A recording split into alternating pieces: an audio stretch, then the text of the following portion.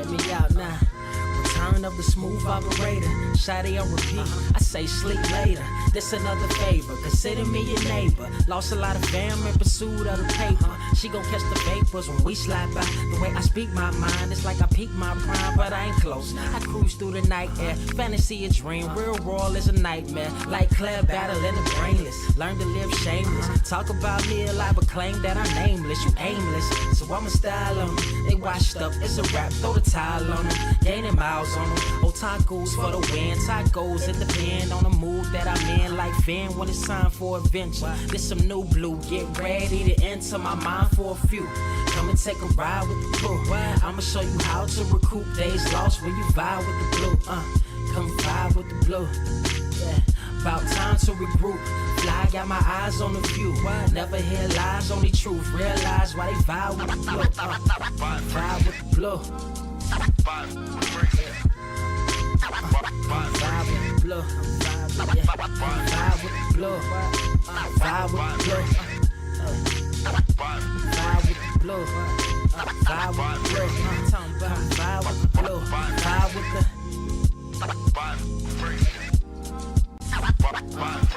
vibe with the sky. Wait, you know the rest. I'm blessed. I see you frontin' like you ain't impressed, but I still get requests. I'm playing Zelda on the GameCube. I quit spamming my music. Don't ever try forcing the links. That's a high rule. The wind waker, Mother Nature on my side too, controlling the elements. Go and check my avatar. I'm arrows ahead. Get the point. Moving forward. The battle scars accumulated over time are reminders of what I went through as a minor, but made me a grinder.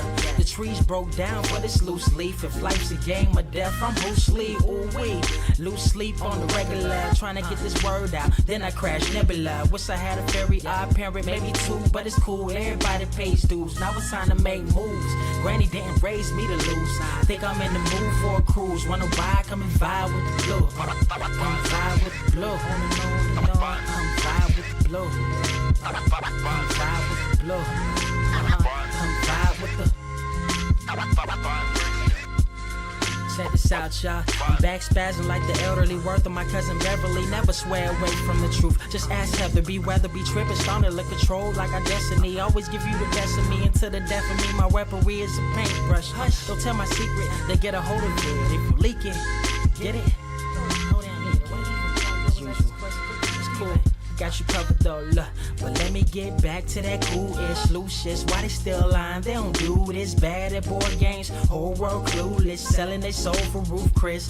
Who's this honored fella? Need a sliced extra mozzarella. Crew fly, let God propellers. Humanity born like they don't trust fun. Why you dodge the teller? You don't know, but my odds are better. Life's a gamble, depending on who holding the cards. You can start living at large or it's bon voyage. Charge it to the game. Me and you ain't the same. I'm thinking bigger pictures. Why you still shrinking the frame? Ever blink in the rain?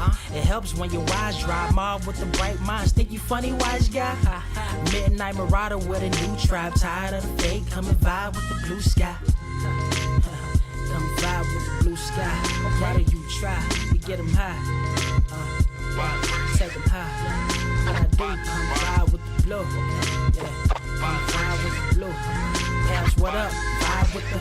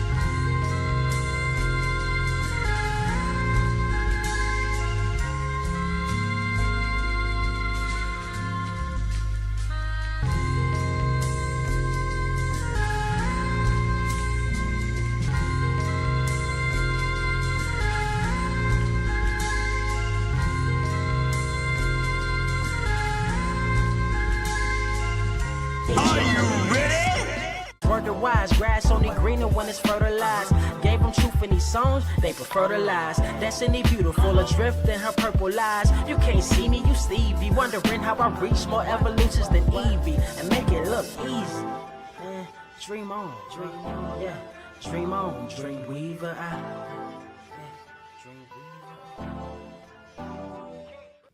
What is up, Earth's mightiest subscribers? It's your boy Ernie, Blerd Without Fear. Got the homie Carter presents.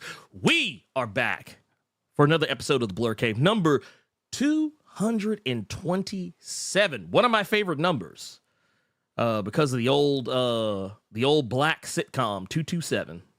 Oh, wow. With Sandra.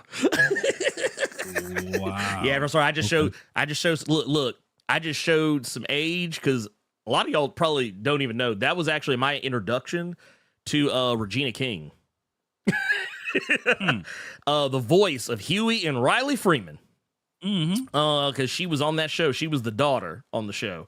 But I didn't have cable, so I know exactly what the fuck 227 is. I did not know Regina King was on 227. Yeah. She was the main character's she was the main character's daughter. On that show. I didn't know who the fuck Regina King was until Poetic Justice. That's crazy. Look, so when Poetic Justice came out, no bullshit. That was I was like 227. That was literally the first thing I said in the theater, loud as fuck, for anybody to hear. But no, that said, the Blerd Cave. You know where else you can get the Blerd Cave? Carter knows where else you can get the Blerd Cave. But I mean, the real question is, do y'all know where else you can get the Blerd Cave? See, that's where we got you. Y'all don't know. Thanks to Carter's efforts, you can find us on Amazon, Spotify, Google, Apple, maybe an orange or a pear. I don't know, somewhere. Maybe even on a potato. But you can find us on all those different podcast platforms. And if you do, you should totally leave us a rating. Those ratings, they help out greatly. Yeah, and I will make sure to upload this onto Spotify when I come back from the beach. I'm on vacation. Ooh, this man said the beach. Yeah. I'm on the beach. Look, this man literally is at the beach right now. Lord have mercy. Get me out of here. So before we get into, because just go ahead and, if the thumbnail to the stream didn't convey it, if the thumbnail to the stream didn't convey it, we're going to be talking about Marvel's Spider-Man 2, Spider-Man 2, on PlayStation 5. And we're going to review it, and I'll also be doing a little bit of a spoiler talk, because there are some things you just can't talk about with that game without like giving up something. I feel like we've all read enough fucking Spider-Man throughout the years where it ain't gonna be that big. I don't feel like it's gonna be that big of a goddamn stretch. I will say the Ryan Stegman drop for Ultimate Spider-Man, that was a shock. Oh yeah, I'll give you that. That was a shock. Now calling it Meet the Parkers is nasty. That was very nasty. That is nasty, bro. When I saw it, I was just like, bruh, really? Y'all really gonna call it? Y'all really gonna put Meet the Parkers up there like if there's a large black woman anywhere in that issue, when I go to LA Comic-Con, I'm flaming Ryan Stegman. Oh no, he gonna get lit. Swear to God, I swear I'm gonna flame him. Oh no, he's gonna get lit. Real quick, if you all don't know what we're talking about, Ryan Stegman released some images of his covers for the new Jonathan Hickman penned Ultimate Spider-Man with the new Ultimate Universe they're doing, and this Spider-Man is going to be in his 30s with multiple kids with MJ. So still married, and still married, and that mandate of we can't do that with Peter Parker is only for main Marvel, not Ultimate. So, which is just crazy to me. So now I'm keeping my eye on Ultimate Spider-Man. Now I ain't saying I'm reading it, but yeah, Pichetto on the art with a married with children Peter Parker, that's interesting. Which I want to point out something real quick too. Just you bringing this up, I just want to point out, not only is this man married, but check this out. check this out, y'all. I really want to stress, when we say he is married with children, why is my dude rocking the Charles Xavier post Hellfire Gala Nasty Man beard? Like, no lie, that's making me like, I was almost late to the Blerd Cave because it made me want to cut mine off. I swear to God. Look, why you got the Nasty Man beard? Why? That real deal made me want to get rid of mine. I'm not gonna lie to you. When I saw that, like, I don't want a beard anymore. Bruh. I don't know why Stegman did him like that, but like, real deal, when I saw that, I was, because we all know, as men and women as well, but we all have those moments where we just sit on the toilet. We've been done using the bathroom, but we don't feel like getting up just yet, so we just on our phones real quick. I happened to see it when I was on the toilet, and I almost went and grabbed the clippers like mid pants zip, because like I don't want this. I don't think I want this beard anymore. I don't think I want it. Said the powers of Spider, the House of Parker. Oh man, the fall of the House of the Web and the Spider, and the rise of the power of the I don't know, something. I don't know. Anyway, but no.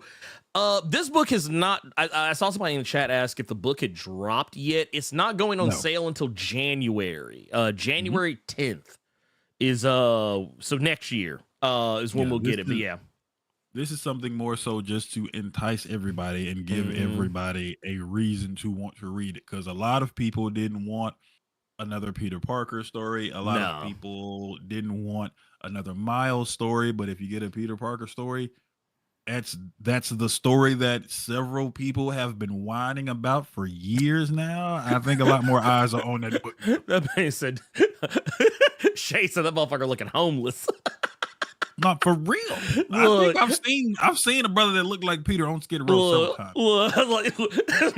Looking homeless. You fresh out of rehab. You just went cold turkey for 3 weeks looking at this image. That's Ryan Stegman. Why'd you do that, man? Like that? Look, you just came from the residential treatment facility and had to go clean 48 hours and grew that beard in that amount of time. You can just smell the remnants of the Axe body spray he tried to use to make himself look good in this family portrait. I don't understand. Why y'all do this, man? Like the little, I say, hey, y'all wanted Pete and Mary Jane to be back together, but he got to look like this now. This is what having Mary Jane back has done to the man.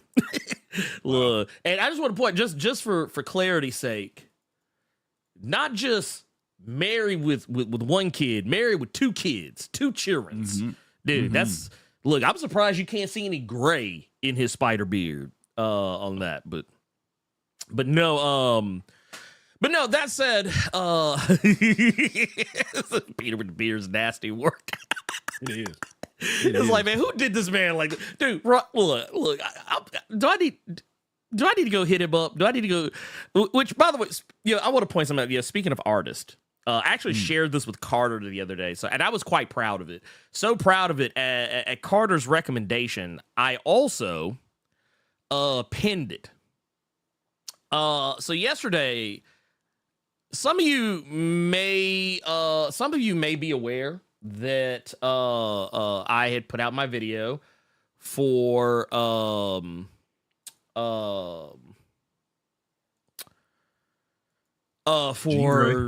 Grey. I don't know why I was blanking on like names. It was it was one of the it was a senior moment, honestly, if I'm being brutally honest with myself. But no, so yeah, I put out the video for Jean Grey. And do you know who had the absolute legendary energy? Just take the one, honestly, because you finna just stunt with this picture. Just take it. Just do it. I'm gonna do it. I'm gonna do it. So y'all, just do it. Your boy, the Bernard Chang, came and blessed the channel with the prayer hands. Yeah, I want to go ahead and put this out here. I was actually a little skeptical at first when I saw his, I was like, that ain't really Bernard Chang. Yeah, no, I was. I went and checked. Which, to be fair, I wish I read my comments, for some other videos where I've actually had some similar interactions, because it's actually not the first time. Because I think there was one video I did for Storm where it was technically to a backup ish. It was a backup story in Scarlet Witch, but Stephanie Williams actually commented on it. Oh wow. Stephanie Williams had commented on it, if I'm not mistaken. I know she did on TikTok. And I think she also did on YouTube as well, because she had hit me up and let me know. So yeah, I was like, man, your boy out here getting recognition, man. Look at it. Love to see it. So yeah, here's the, and this is why I used to always tell Carter, you never know who watches. Yeah. Because I have it on good authority. I know this because someone who so some of you may know the artist Rod Race. He used to do he's done art for lots of different stuff, but I think probably the thing that's currently in my head was he was on New Mutants for a while, and I remember there he had put a tweet out. This was like a couple of years ago, almost 2 years ago, and he basically was like, hey, are there any comic book YouTubers that any of y'all suggest? And I think one or more of y'all who follow him, y'all tagged us, and he was like, oh yeah, no, I already follow them. Like, and I was like, what? Because I responded. He was like, oh yeah, he's like, I've been watching your videos. I was like, what? So like, I always tell people, you never know. Like, it's kind of like the same thing. Like, Dennis Cowan, Reggie Hudlin. I know they watch the channel. I know they're aware of what I do.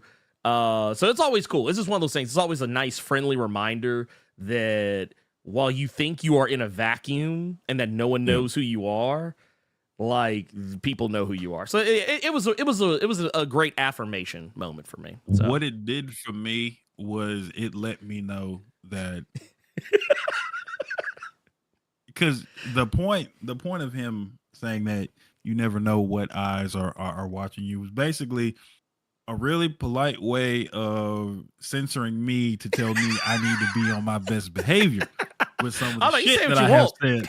Oh no, you can say what you want to an extent. So when I saw Bernard Chang, I'm like, oh, okay, this is just gonna give him more ammo to make me stay on my best behavior, because you can say whatever you want around friends and family members, but you never want to say certain things when company is around. So that was the first thing that popped into my head. I kind of got a laugh out of for sure. But yeah, man. But Bernard Chang, that is wild. Dude, yeah, I was like I said, completely blew my mind. And now I saw Bill ask, what about if I got Wheezy? No, I have no idea. I don't think Wheezy's ever. I don't know if Wheezy's on YouTube like that. Wayne? Talking about Wayne? No, Louise Simonson.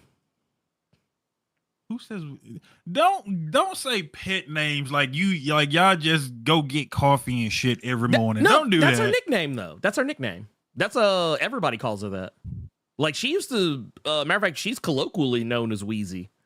I didn't ask what set she was claiming. I said don't give her these little nickname and pet names like y'all was graduating in high school together. Don't do that. Don't do that. Not Wheezy.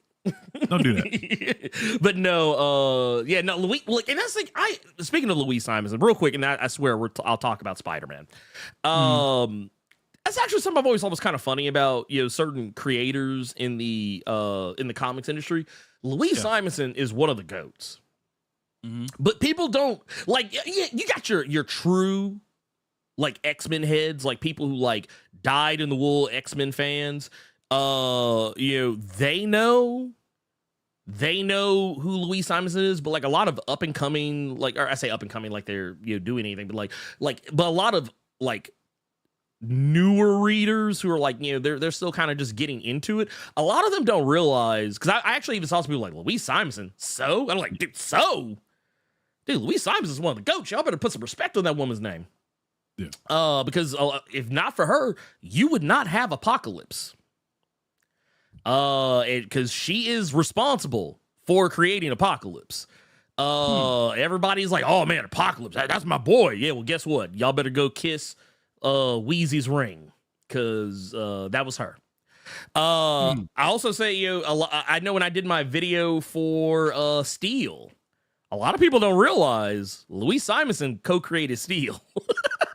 Okay. So I mean, like she's out here. I mean, and those aren't the only characters she's ever created, but like those are just the ones that like honestly, any character you saw back in OG X Factor and a lot of older X-Men characters, you can probably look in her direction. Like if it wasn't Chris Claremont or Walt Simonson or Fabian Nicieza, there's a very high chance that it's Louise Simonson. So yeah, there you go. Okay. But that said, the more you know. The more you know. I wish I need to actually get that as a thing to play on here. Of everything else I've taken. Before we actually do get into Spider-Man proper, I do want to give some shout outs here to homies like Xtriv out here with the 38 months. Says, what up, no? Blerd Co. Peace and blessings. Hey, we appreciate you, Pimp. Thank you for that. Thank you for that Blerd Club right there, man. Which, by the way, I did for. Ooh, man, I don't think I actually put a physical post out. I should probably do that. Those of you who are channel members, patrons, make sure you don't miss. I did a little behind the scenes video for y'all. So make sure y'all go check that out. Don't forget. I'll actually put an actual post out on the community tab just as a reminder. But for whatever reason, I forgot. There's been so much going on. I swear, trying to juggle so many things is like... Levester, the samurai, with $5 says walking down the street listening to y'all, and out of nowhere some guy parks the old Adam West Batmobile. Bruh. Stop. Okay. I do you one better. There is a dude. He is he's not far from me. Like that's why I have to go past his crib anytime I go to the grocery store. Built his own, whips that bitch around the neighborhood on the regular. Ecto 1. So no bullshit. Remember when I was telling you about all that craziness that was going on with the weather and our power being out and we had to like go stay at a hotel? No bullshit. Same. Okay. I parked next, like there was a dude that he parked, like we parked next to each other. He had a custom built Ecto 1 was like, look straight out the fucking movies. And and I was like, man, I wonder whose this is. And the next morning when I was going out getting like, the little continental breakfast or whatever, dude heard my watch. Because on my smartwatch, it does like the little Power Rangers, like the little dee, dee, dee, dee, dee, dee. He heard that. He was like, dude, he was like, that's so cool. He's like, he was like, man, I'm a huge fan. And then naturally, he was like, oh yeah, Ecto 1, blah, blah, blah. But yeah, so there you go. Yeah. I love seeing shit like that. Yeah. That's real. I think the dude, he's actually in the process of making, because he did that one from scratch, and it's not even like he got like an old station wagon, the whole nine. Now he's trying to make a Decepticon. I think he's trying to do like Megatron. Okay, all right. It's like a Jeep, but yeah, that Ecto 1, I see that shit all the time. And it trips me out every time. But somebody just pulling up in the Adam West Batmobile, that's some. They have to talk the way Adam West talks, like when he was Batman. They have to talk. That's the sprinkles on top of that. Either that, or when they come out the car, be like Adam West. Oh shit. Anyway, Adam West, man, God rest his soul. Yes. Gokhan Shuri's baby father with the little C's was hot and ready for $5 is saying that this Ultimate Peter and MJ probably in a nasty relationship, in my opinion. This is too good to be true. They are not letting him be happy. That was a comment I saw on that Ryan Stegman post, because he posted it on Instagram and he posted it on Twitter. Oh, yeah. And somebody made the comment like trying to clown him because they got his response to someone else in those replies comments wrong. They looked too deep into it and went through this whole long ass post about how Marvel is anti-family when it comes to Peter Parker. And then some, for whatever fucking reason, brought the LGBT community into it. I don't know why they catch shrapnel. Where they catch shrapnel? I have no idea, but that is the thing where I didn't notice that writers were getting blamed for Peter not being married or being with Mary Jane and kids and stuff. That's not the right. Let me be one of the motherfuckers to tell you. That's not the writers, stupid. No. That's Marvel. Yeah. We have talked to, and I promise you, this is not me trying to stunt. We have talked to big time Marvel creators that have told him, that have told me, no, this is coming from on high. This is a no. They won't let us do shit like that. We can think of other things. Yeah. But no, they won't allow, they're not letting that shit happen. So please, people, stop blaming writers for the big wigs at Marvel, because you look fucking stupid. Well, you can even go back to as early as like New X-Men. Like, why do y'all think Emma Frost has a diamond form? Like, Is she a bougie, uppity, rich white woman? Well, no, it's because originally Grant Morrison wanted Colossus, and Marvel told him that he couldn't have him. They didn't want Colossus on the new team, so he said, okay, well, he said, can I have Emma Frost? And they said, yeah, sure. And he was like, okay, cool. Diamond form on Emma Frost. And there you go. Colossus settled. Wow. So I mean, shit like that happens, and like you said, we've talked to people that would literally sit here and tell you there are some things they get to, I don't even say some, there's a lot of things they get to decide. But at the end of the day, Marvel is going to be the one to be like, hey, this is what you can do. This is what you can play with. Here are the toys. Hell, we talked about this a couple of weeks ago with Transformers. Daniel Warren Johnson, where he was talking about the reason why Bumblebee does not factor into the series and got blown off the way he did, because he was told, Daniel Warren Johnson was told by Hasbro not to focus on Bumblebee, like to leave Bumblebee out of it. Like, it's like you can use him if you, but don't make him a focus. And you know what? That's actually really dope that Hasbro came to him in that regard of, he didn't want to focus on Bumblebee just because he feels like everything is focusing on Bumblebee. So for that company to then come in and say, yeah, we feeling the same way, could you not do anything with Bumblebee? And this is coming from Hasbro, so even they're in agreement. And looking where the story is, the story he's trying to tell, and they gave him that courtesy about, okay, fine, Marvel ain't doing it. No, so blame them. Don't blame these people that want to do a story, but they're getting told no. So now they got to think up an entirely new, fresh story. Sometimes good, sometimes bad, but you know, don't blame them for, like somebody just said in the chat, it's like blaming actors for the actions of what their character did. Don't blame Jeffrey Dean Morgan for Glenn getting his head bashed in. No, you look stupid. Blame Robert Kirkman. Hell, even Negan blames Robert Kirkman. Go read crossover. But no, it's always funny to me though, because it's not like, there are certain decisions, but like not every decision. Also, man, we got to give shout out to the GOAT, Gearless Mo.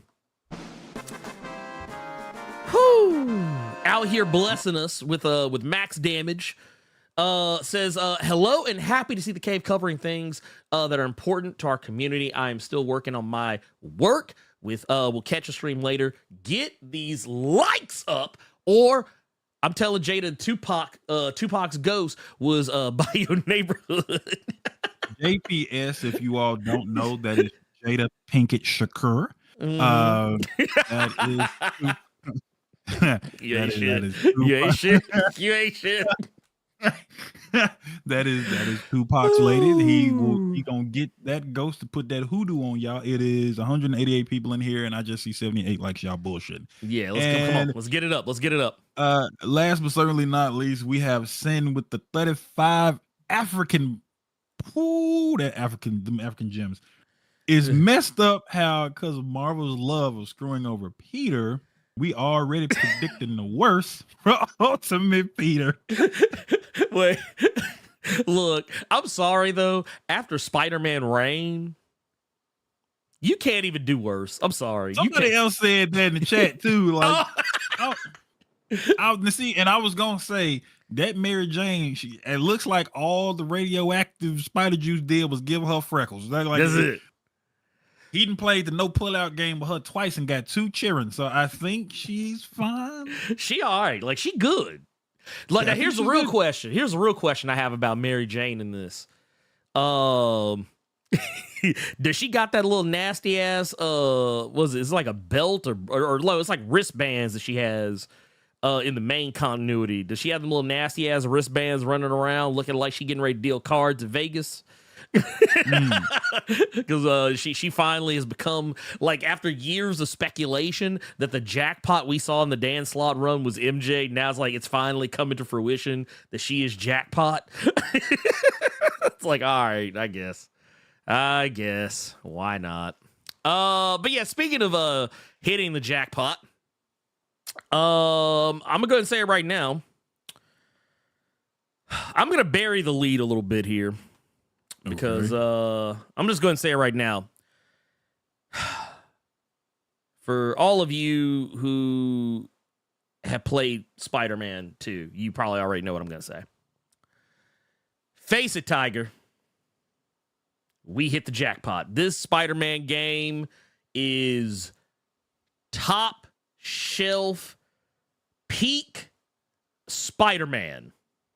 For those who are not blessed enough to have partaken of this, I want you also to know that this is, by my estimation, the best Spider-Man game that I think we'll have for a while, because we're not getting Spider-Man 3 anytime soon. We're not getting Spider-Man 3 anytime soon. Go ahead and get that shit out your head right now. We ain't getting Spider-Man 3 next week or next year or even a year after that. As far as I'm concerned, like, okay, that was good. You all got you all's perfection. You all get to say that this is the greatest Spider-Man game of all time for the 7th time. Where's Wolverine, dog? It's time to work on Wolverine now. They just started. It is time to work on Wolverine now. I'm good. Actually, what I love is that I think the day that Spider-Man came out, Insomniac was like, okay, we're working on Wolverine now. And I was like, okay, good. I was like, which also they did confirm. I think it was already kind of like something we had already assumed, but they did actually confirm that Wolverine takes place in the same universe as Spider-Man. I think a lot of people expect, because like Spider-Man has largely, as far as like intellectual properties, has been kept separate from a lot of other things. I guess they wanted to make sure people knew that, like, oh, hey, guess what? This shit's still popping. This shit's still popping off. So go ahead and do your thing. Yeah. But yeah, so, Spider-Man 2, which came out the week prior, on the 20th, I believe. Yeah. It's a fantastic game. I'm just going to put it out there. Fantastic game. Fantastic story. I will go ahead and divorce you of these thoughts right now. No, it does not portray all of the most iconic storylines and story arcs that it hints at in a way that looks exactly like the comics. And honestly, it is for good reason. And this is something I think even Insomniac has come out and said, that their process for how they dictate what they adapt and how they adapt it, I actually really liked it, because while it may not make sense to a lot of people, it made sense to me. Like they said, hey, what we do is we read and watch everything. Everything. Not, and what I mean by that is they're saying, we're not just reading the comics. We're not just reading the 616 Spider-Man, the 1610 Spider-Man. We're not just reading all this. We're not just consuming the movies. Like, they're literally, and it actually shows. And it's something I think we talked about when the first I guess you could technically say the first trailer for this game came out, and they were showcasing stuff. And I think you and I both talked about this. Is in regards to Harry Osborn's inclusion in the story. We I think that was one of the first things that you and I discussed, was that the notion of the notion of Harry being in this and Venom being factoring into the story. It was very similar to some things that we had seen in some of the Spider-Man animated series, so on and so forth. But before we get into all that, I will definitely say it plays like if you love the gameplay of the first Spider-Man game or Spider-Man Miles Morales, if you love the gameplay of either of those, this is the same thing dialed up to 11. It is literally just like every single possible thing that you could want, at least I feel you could want out of this. Like honestly, this alone right here, the web wings, is worth the price of admission alone. I cannot tell you how many times I floated around the city using the web wings. Didn't even swing half the damn time because I got so good at using the web wings. I almost never had to swing on anything unless it was like to course correct or like go through like a very specific area. It was awesome. It was awesome. All of it felt natural. All of the gameplay elements felt like they were supposed to be exactly what they were. I will say though, of all things, and I think I don't know, Carter, if you ever expressed this sentiment, but I know I have. When they initially announced the game and we saw the Peter had the spider arms, that is the only weird inclusion in this game. But the longer you play it, the more it makes sense why it's there. And I'll talk about that when we get like into spoiler territory.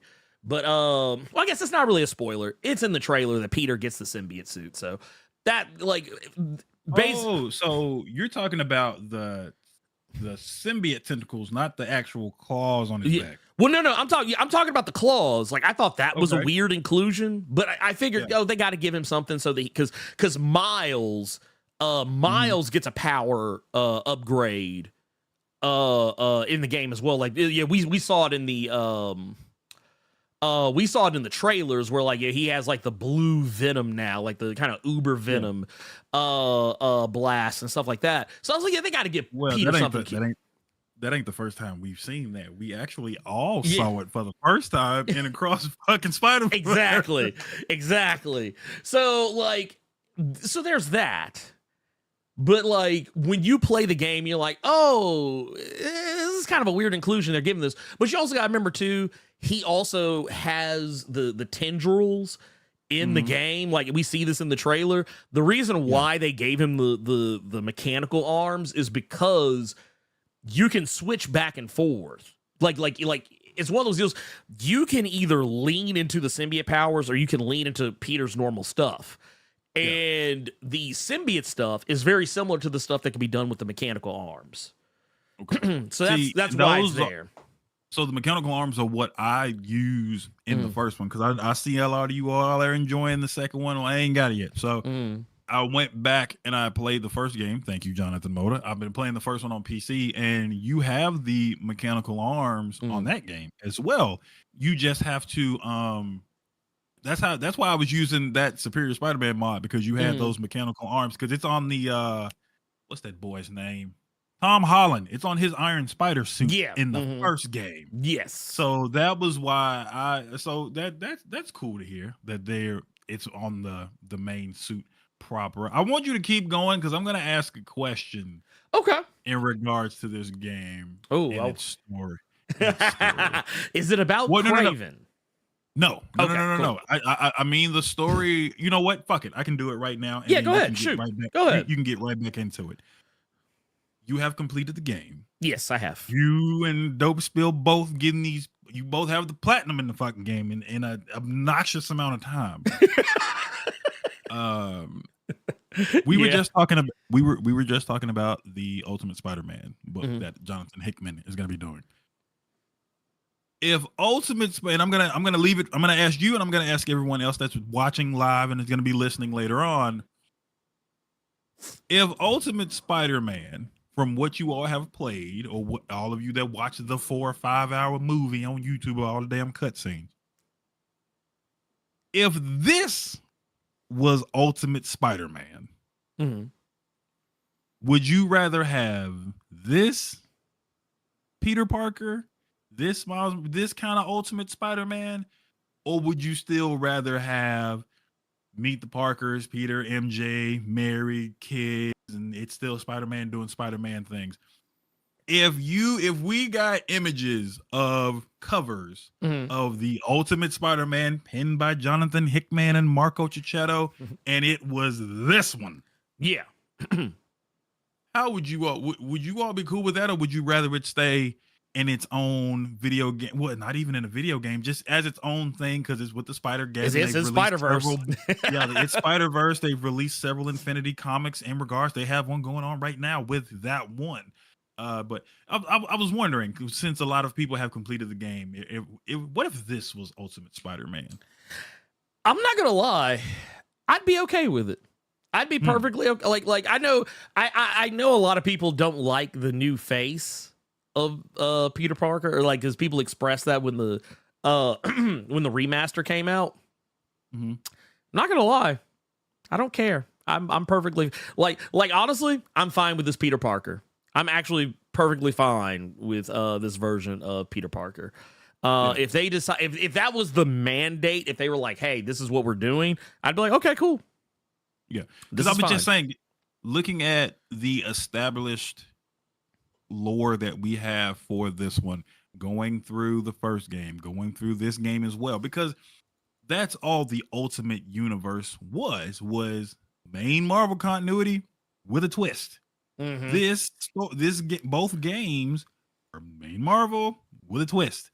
So I was just wondering, just with a lot of people who have completed the game, would you have rathered this iteration of Peter Parker more so than before the images came out that we were going to have Married with Children Peter? Would you have rather had this one be the big announcement? So, okay. Yeah, I mean, if they would have done it, I wouldn't have been mad at it. But I mean, whatever Hickman does, I'm sure it's going to be fine. I don't have any, I don't know, any leanings one way or the other. I guess is probably the best way to put it. But yeah, like if they did it, I wouldn't be mad at it. I will definitely say go ahead.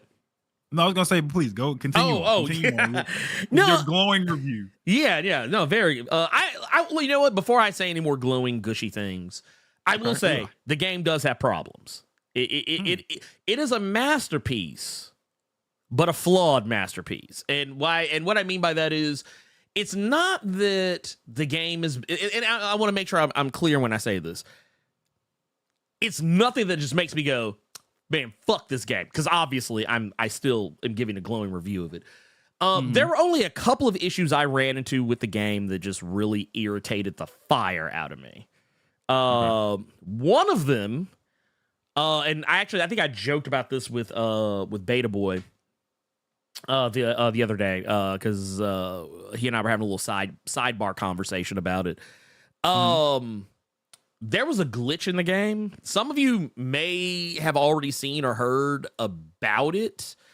It was they called it the Spider-Man 2 tofu glitch. Fucking nasty. Why did I start thinking about that tofu episode of Teen Titans when Beast Boy was getting whooped by nasty tofu that was talking? Ooh, yeah, no, thank you. No, there was a glitch. And the glitch was that if you played the game for too long, the Spider-Man models would disappear from the game. And all that would be left is a little white block that kind of resembled tofu. What? Yeah. Now, okay, so I want to be clear on something. I only got this glitch once. It has already been patched out. It has already been patched out. It is no longer a thing. It's a thing of the past. Fuck that. You mean to tell me you sitting here enjoying your game that you just spent what is it, $79.99? It was because I got the deluxe version, so yeah, somewhere around there. No, there ain't no somewhere around there. The deluxe, that's like what, 90? So it was you 90. are enjoying your $90 product. Trying to ignore the fact that you just spent $90 on one goddamn game. Yeah. You're swinging, you sitting here gushing about the wingsuit. Even though I kind of feel like a lot of people have been gushing over the wingsuit, which I think I thought if you're playing with Spider-Man to swing, not fly. Anyway, well, you are enjoying. He's gliding. He's gliding.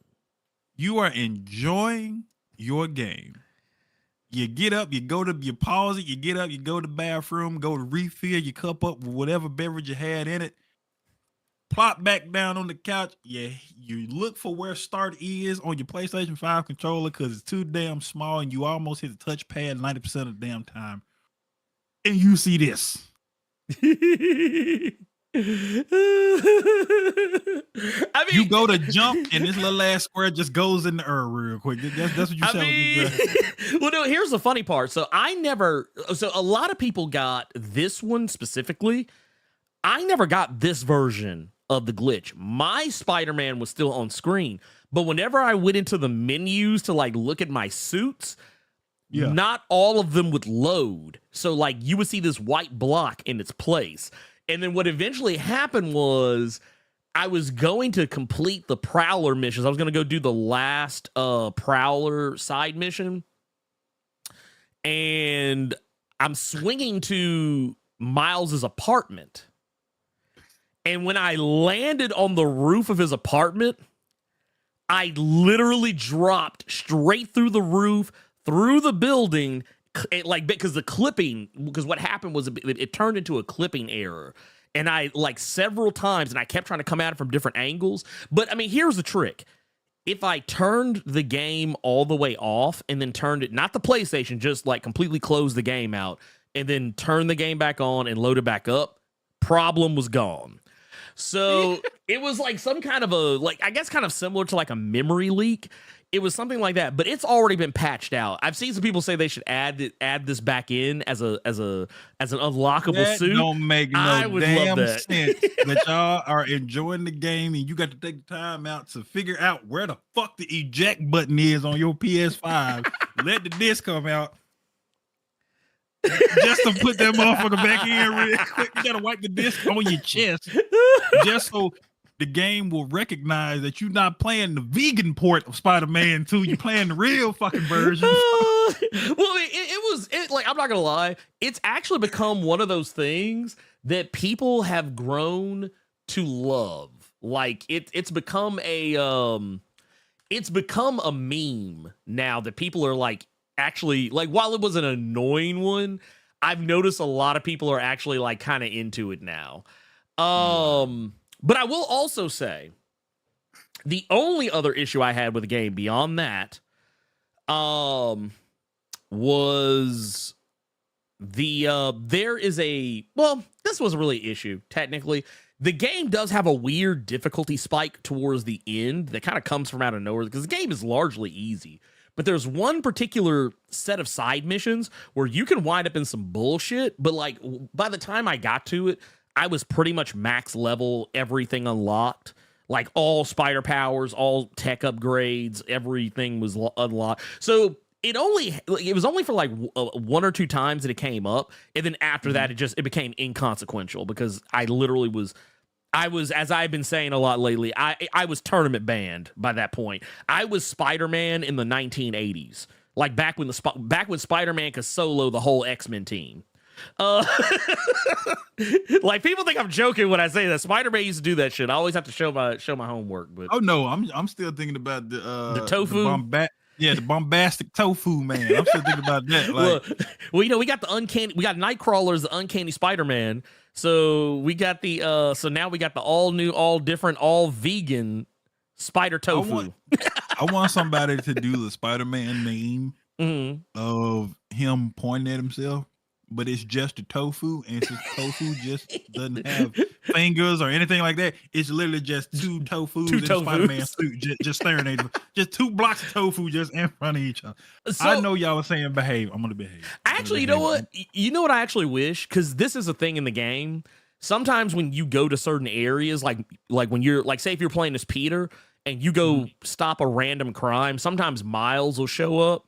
And then, like, when you're playing as Miles, sometimes Peter will show up. And then there's other characters who could potentially show up as well. But, like, there's a thing where, like, when you stop the crime, you can, like, walk up to that other person and press, like, the triangle button, and y'all have, like, a little interaction. One of those interactions is the Spider-Man meme. Like, if it's... Wait, okay, so you're saying, like, you could be stopping a crime, and if Peter was over there trying to get the Plan B pill, and he just so happened to see it, he just gonna jump in, tag along, and just jump the henchman with you? Yeah. That's fire. Yeah. Like, that's fire. Yeah. Well, it's funny, too, because, like, you know how you could do, like, your little team-up moves? Yeah. Or not your team-up moves, but, like, your ultimate move, where, like, you press, like, triangle, circle, you do, like, some crazy, like, cutscene takedown. Yeah. When you do them in those situations, you do a tag team takedown, which is pretty cool. I thought it was pretty awesome. But yeah, gameplay great, web swinging great. The city. Here's the thing I want to put some respect on is the fast travel in the game. The Spider-Man fast travel in this game is absolutely positively busted, and I love it because it makes you realize how powerful the PlayStation really is. I think you and I were, I don't know if we actually shared this. I think I was talking to somebody else about this, about Alan Wake 2. You know how, like, when you play a Saga, you can jump in and out of her mind palace like that? I told somebody else about it, and that shit is fire. Okay, so imagine being able to do that, but with Spider-Man. Anywhere in the fucking city. That's dope, but let me I think you and several people that are gonna hear this are gonna give me shit for this. Uh-oh. What you about to say? Until you told me that it was in the first game. Oh. I never knew fast travel existed in either one of these fucking games. Now, because I'm going back and replaying the first game, they don't show up on the map. So I'm actively looking for the subway things, and every time I have found one, I can't access it because I'm in the middle of a fucking mission, so I get mad. But I never knew about the fast travel in those games. So here, I'm gonna fuck your whole world up. So check this out. I actually found this is like a YouTube short someone put up. Okay. So here, here it is. There we go. We got this mug. Here, let's see. There we go. Bam. Fast travel might be too fast. Okay. Yeah, check. So I'm not gonna play it with audio, but here, let's So like, yeah, so watch what he's doing. He's literally going to like over here, fast travel.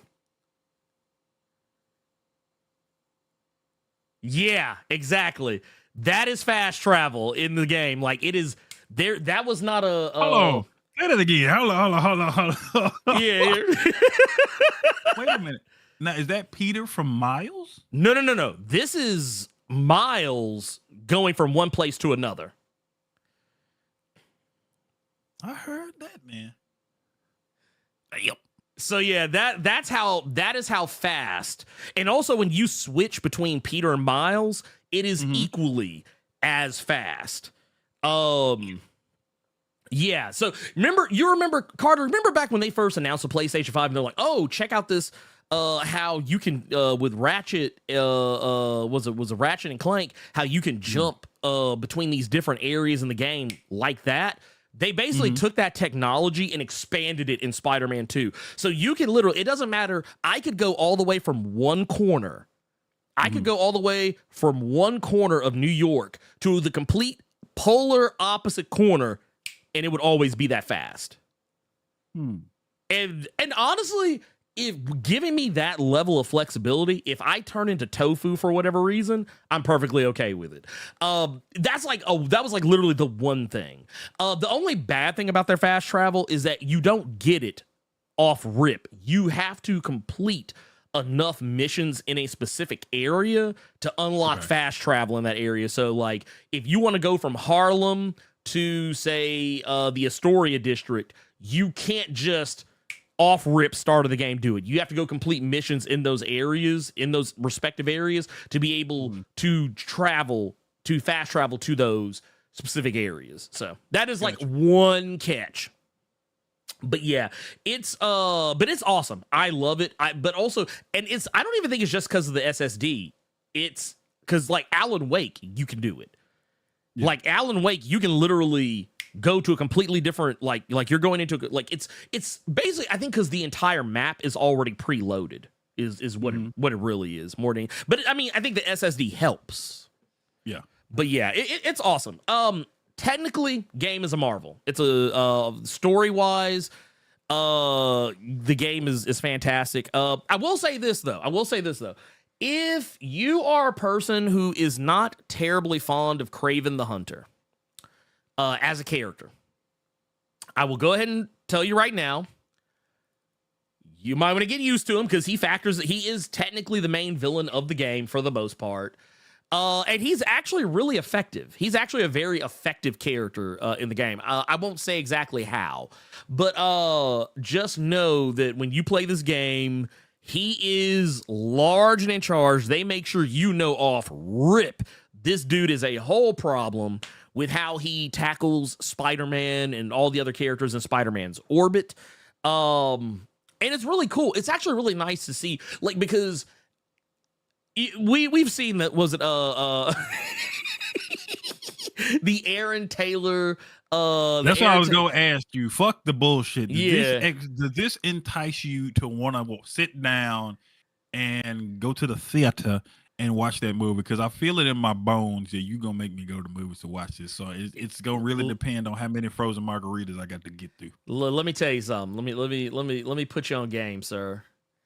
See, look, y'all see how you just won't answer the question? Like, does this make you want to go see that movie? This is going to make you not want to go see that movie because what was it? I saw somebody put a meme up the other day. For those, Carter, did you see the most recent episode of Loki? Yes. Without going too deep into it, you remember that part where Miss Minutes was looking at Victor Timely and said, "You'll never be him"? Yeah, I saw someone post a meme that was that. It was they took a picture of Aaron Taylor Johnson as Kraven, and then they took a picture of the Kraven from Spider-Man 2, and they said, "You'll never be him." I was like, bruh. Y'all are out of pocket. Get the fuck That's out. Messed up. That's cold. It was cold. We ain't even seen the movie yet. That's cold, bruh. I'm not gonna lie. Yeah, like they did this shit right here. They're like, "You'll never be him." And you know what? Aaron Taylor Johnson low key made me a believer with Bullet Train. So that's the only shred of rope I'm gonna give him for this Kraven movie because I really liked him in Bullet Train. I think they want Aaron Taylor Johnson to be as badass as the Kraven that's in this game. Okay. I don't think he will be. I'm gonna be honest with you. I honestly, in my heart of hearts, I do not believe that this version of Kraven is gonna be able to hang with this bad motherfucker right here. This dude's a whole problem. This dude is a whole problem. I'm just gonna put it out there. I'm sorry. He's a whole problem. But so to say all that, getting back into it, let me get back to gameplay just for a second, because I gushed about the gameplay. There's an aspect of the gameplay I know a lot of people said that they hated about the first game, and I'm gonna go ahead and tell you right now, it's in this game once again. The Mary Jane stealth missions. They are back. They are large and in fucking I take that back. There are not a lot of them. There's only like 2.5 Mary Jane. And if you play the game, you'll know exactly why I said 2.5. There's 2.5 Mary Jane stealth missions in the game. Now, I'm gonna be honest. I think I talked about them last week when I was still kind of early into the game. I'm gonna go ahead and say right now, I actually like the Mary Jane missions this time around. You know what? That was gonna be my whole reasoning for asking if you would have rathered the Ultimate Spider-Man be this Peter Parker. Yeah, because if it was this Peter Parker, you could just have the story beats, but wouldn't have to play through them damn stealth missions. That was gonna be my whole pitch. Well, so here's the thing. Here's the thing with the Mary Jane stealth missions. Do you remember this part from the trailer? Yes. Okay, so this scene is frightening. Hold on. Somebody in the chat, Dave, shout out to David Bigelow. He said MJ with the Glock is OP. MJ is strapped. Yeah, oh no, she's strapped in this game. MJ got the blicky with look. Look, let me make sure I am terribly clear. Let me make sure I'm terribly clear. MJ got the blicky with the stiffy. Look, MJ is out here and strapped, my guy. Okay. She is out like back on point. Because Sir Yuri G is saying those missions are fire now. So please go back to your point. It turned into a nobody except me is saying they turned into a survival horror for a minute. So please, get back on. Let's get back on point. So the mission in question, I think this is actually this is the last one of the last. Okay. This is, or I take it back. It's 3.5 stealth missions. There you go. Okay. 3.5 MJ missions. But this is actually the one where I say half. But it's the part where this kind of goes into spoiler territory a little bit. But I will definitely say that just know there is a part where MJ has to hide. And it is pretty awesome. Because what they did in the first game, you had to completely avoid everybody. But in this one, MJ actually, so you know how there was that whole subplot in the DLCs where they talked about how she went to Symkaria and trained with Silver Sable. We find out that she's putting that training to good use, and she has one of Sable's little stun gun deals, little taser guns. And when she sneaks up on folks, she hits them with that motherfucker. And towards the end of the game, she gets an upgrade to it, and it's just it's ridiculous. But she is actually MJ is not a chore to play anymore. That's one thing I will say about what Insomniac did. She is not a chore to play as. There were a couple of moments where some weird stuff happens where it's okay, yeah, maybe the stealth isn't perfect, but I will definitely say that as far as playing it goes, I actually, when it happened, I was never oh my God, I gotta play this bitch again. It was never here, and I'm gonna show people what I'm talking about here real quick. As far as MJ having the burner. You see that pistol?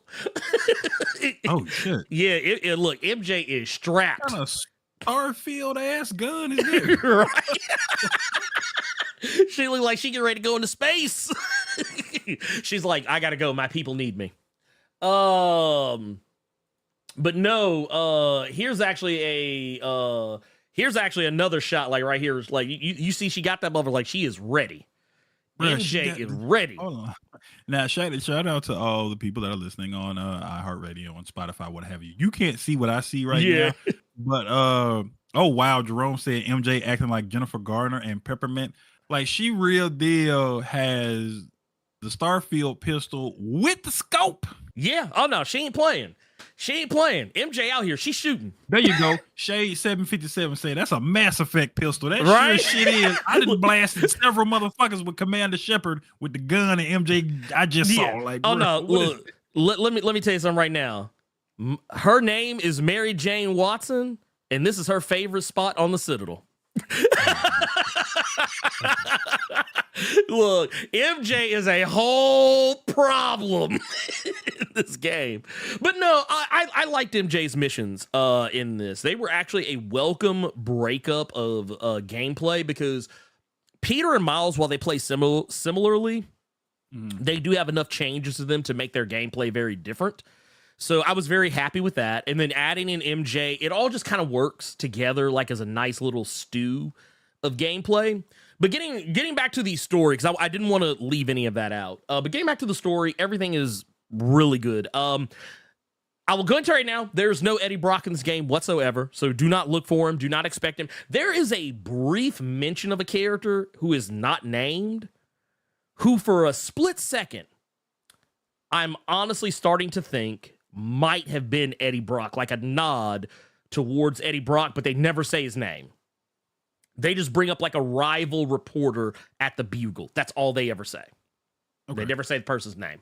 Now, as with far everything that was in the first game, and yeah, this is Venom and what have you, but again, with everything in the first game, why the hell were y'all expecting Eddie Brock?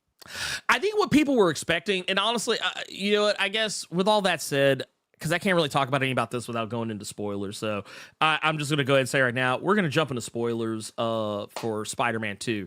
So, yeah, I just want to make sure everyone is keenly aware. I don't want anyone to be caught, by surprise or anything. So I'm gonna go ahead and let you know right now we're in spoiler territory.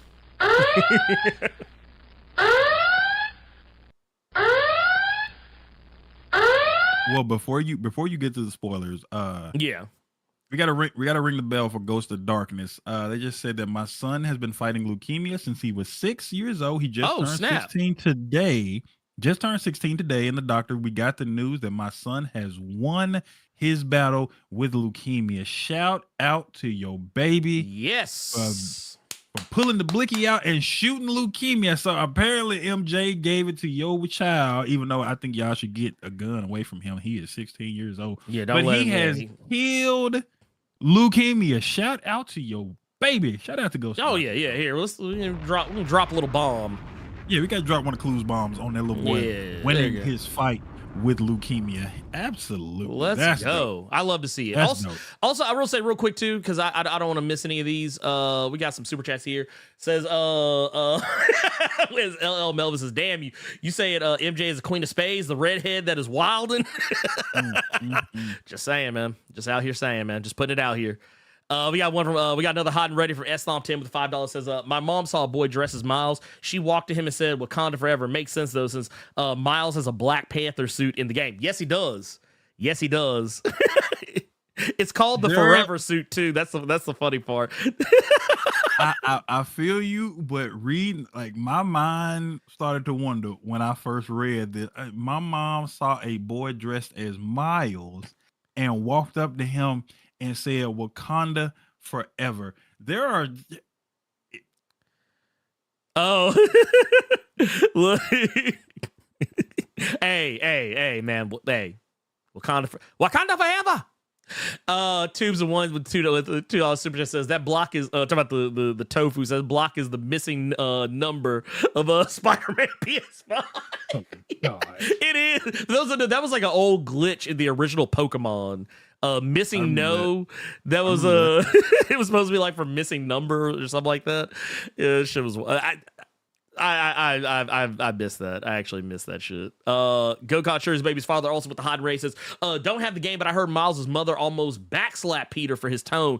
Yeah, there's actually a point in the game. Because you know how, like, Peter has the symbiote in this game, and remember how, like, ridiculous Tobey Maguire acted when he had the black suit and he was like just being like an edgelord and just being goofy, but he was being goofy about it. Peter is actually an uncomfortably effective asshole in this game. Like, as the longer he has it, like, we kind of saw hints of it.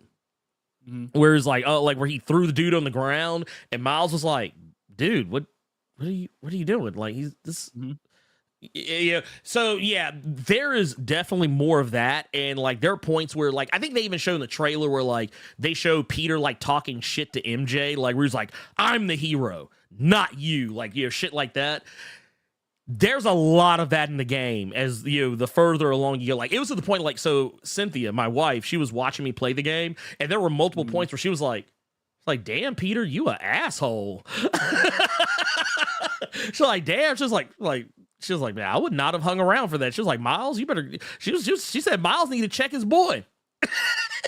Did Peter at any point tell any random person that they need to fix his damn door? Did he say that? No, he did. Oh, also, I will say we do not get the technically we get something close to the line because we saw it in the trailer, like the whole shocker. Like we don't get that exact. Like he says it to Kraven, like a variation of it. But I will say, pour one out for Shocker because we never get to say one for him because Shocker gets his jersey hung up in this game, as do a lot of characters in this game get their jerseys hung up. There's a lot of spider villains that ain't gonna be in Rush Hour 4. Let's just put it this way. I don't like that I told you that, and now you use it a lot. I really hate.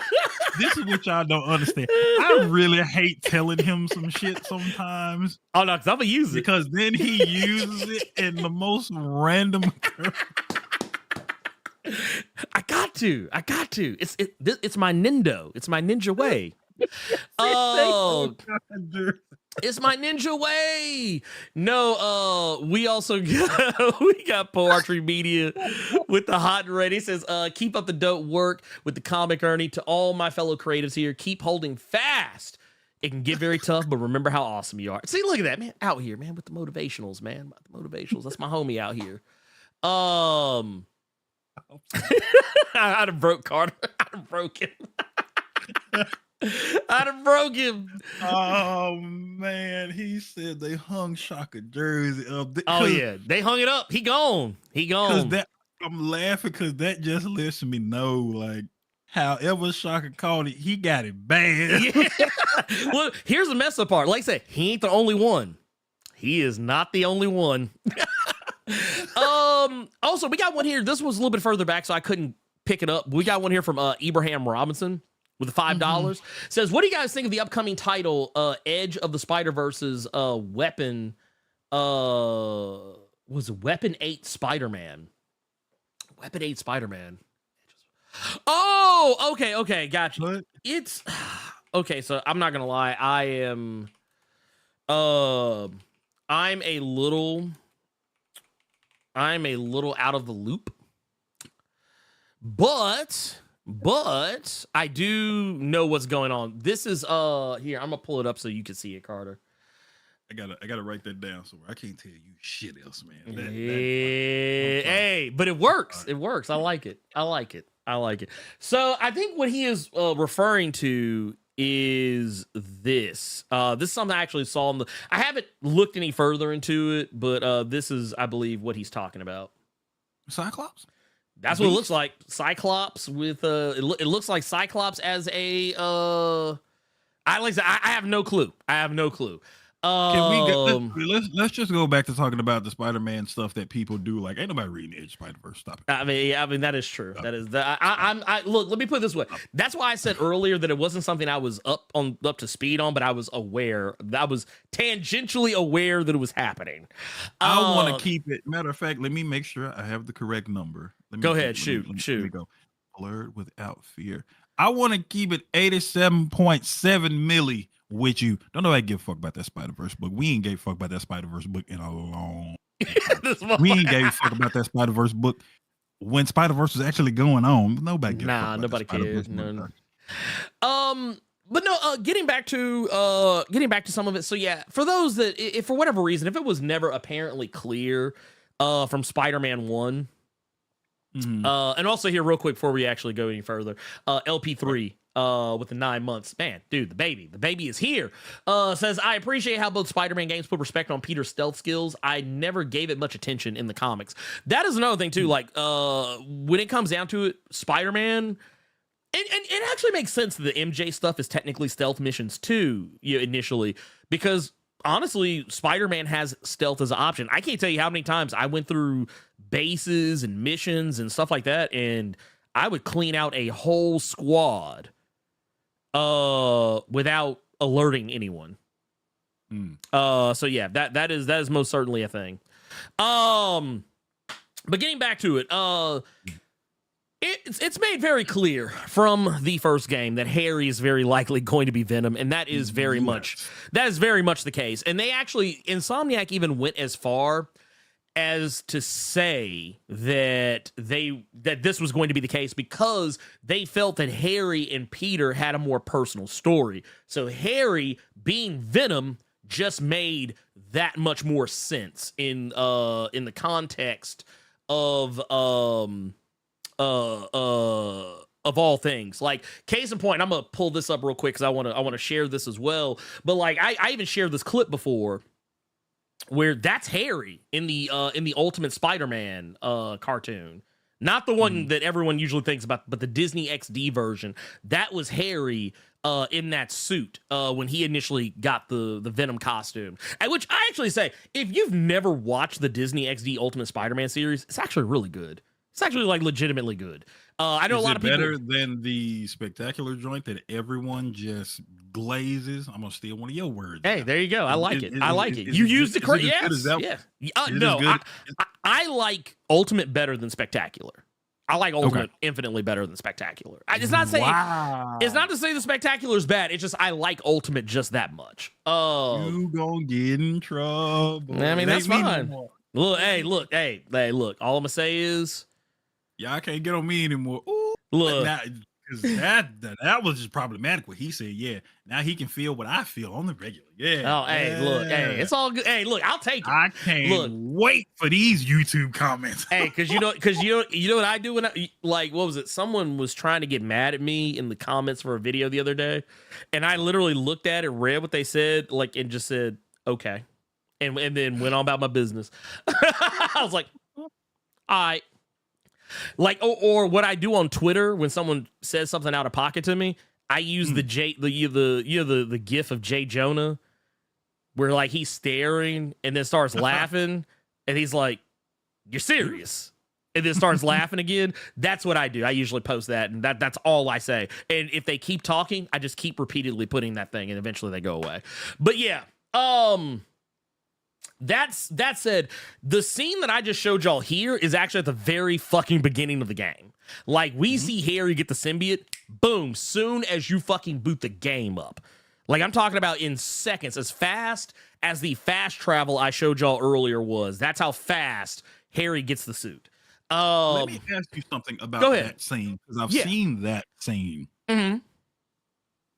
Because for a second, I thought it may have been a dream sequence, but so is the symbiote literally coming off of Norman? And so did he have the symbiote first and then it went to Harry? That's kind of how it looked when I played it. So the scene in question, in the shot, the suit looks like it comes straight off of Norman and jumps onto him.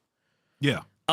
Which is interesting. But and I will go and tell you right now, it's never addressed for the rest of the game. It is never addressed for the rest of the game. Though I will definitely say there are nods aplenty.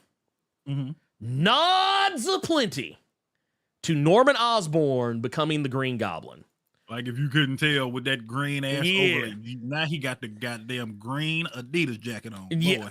And there's a point where he actually does mention the Goblin Serum. He actually specifically mentions. He doesn't call it the Goblin Serum. He calls it the Geo something or whatever. But basically it all spells out to Goblin, more or less. Hey, Ernie, do you think... pull up that last image. Hey, y'all, do y'all think that Norman is going to be Green Goblin in this game? I wonder. I wonder if they're setting up Green Goblin. Wait, are they setting up Green Goblin right here? Wait a minute. Wait. Are we sure? I mean, he wears an awful lot of green. He's always showered in green light. But no, this game has a lot going on in it. It has a lot going on in it. A lot of setup. Some other things. Okay, here's something I don't think a lot of people expected. Now, I know we all know that Harry, by this point, Harry is going to become, Harry's going to become Venom, and he is huge as Venom. I'm talking about he is massive. Like, he is not like little Venom. However, I showed this to Carter, and I think, Carter, you got a kick out of it. That's not how Harry initially looks when he starts off. He actually looks like this. You get Agent Venom in this game very early on. You actually get a little bit of Agent Venom. And actually, they even take some of this stuff where, like, the symbiote is both an alien it's both an alien entity, but also at the same time, it's been modified and messed with in some ways. And what I also like about this too is there are some things that that will come up, and I think it's pretty awesome personally. But how many people, when you saw that Venom was going to be in this game, I wonder exactly how many people had imagined that this game was going to be referencing things like the Donny Cates run. Like the Donny Cates run of Venom. Like, I wonder how many people were like, man, I wonder if they're gonna make any references to Donny Cates's Venom. And I'm here to tell you, yes. Dope shot. Yes, he gets the wings. Fire shot. There are also, excuse me here, I almost here. I want to pull this back up too, because I want to make sure that this is very much front and center. I'm actually just going to use this image because honestly, it's the only clear one. It's the only clear one that I can find to showcase what I'm wanting to share. But here, let's do it this way. So I think here, there we go. Bam. Yes. Null is referenced in this game on more than a few occasions. There are some moments in this game ripped straight out of Absolute Carnage and King in Black. Speaking of, Carnage is in the game. Oh, that's Cletus? That is Cletus. Cletus is in the game. He's actually not referred to as Cletus for most of the game. He's referred to as the Flame because he is leading a cult, which is very much like the cult of Carnage, but they're a cult. But they're basically a cult built around fire and flame, hence why he's called the Flame. But later on, you find out that one of his aliases is Cletus Cassidy. And when he picks up the symbiote in this game, the thing he's holding actually has a symbiote in it. It turns red when he starts to look at it. So now he doesn't become Carnage in the game, but they're basically letting you know any future DLC or any future game, he will be present. So. Yeah, this would have been dope if this was the Ultimate Spider-Man comic. This would have been that would have been a hell of an ending. Oh, where man. you just can't wait for whatever the event or next issue is going to be. And then it's like, oh shit, they actually.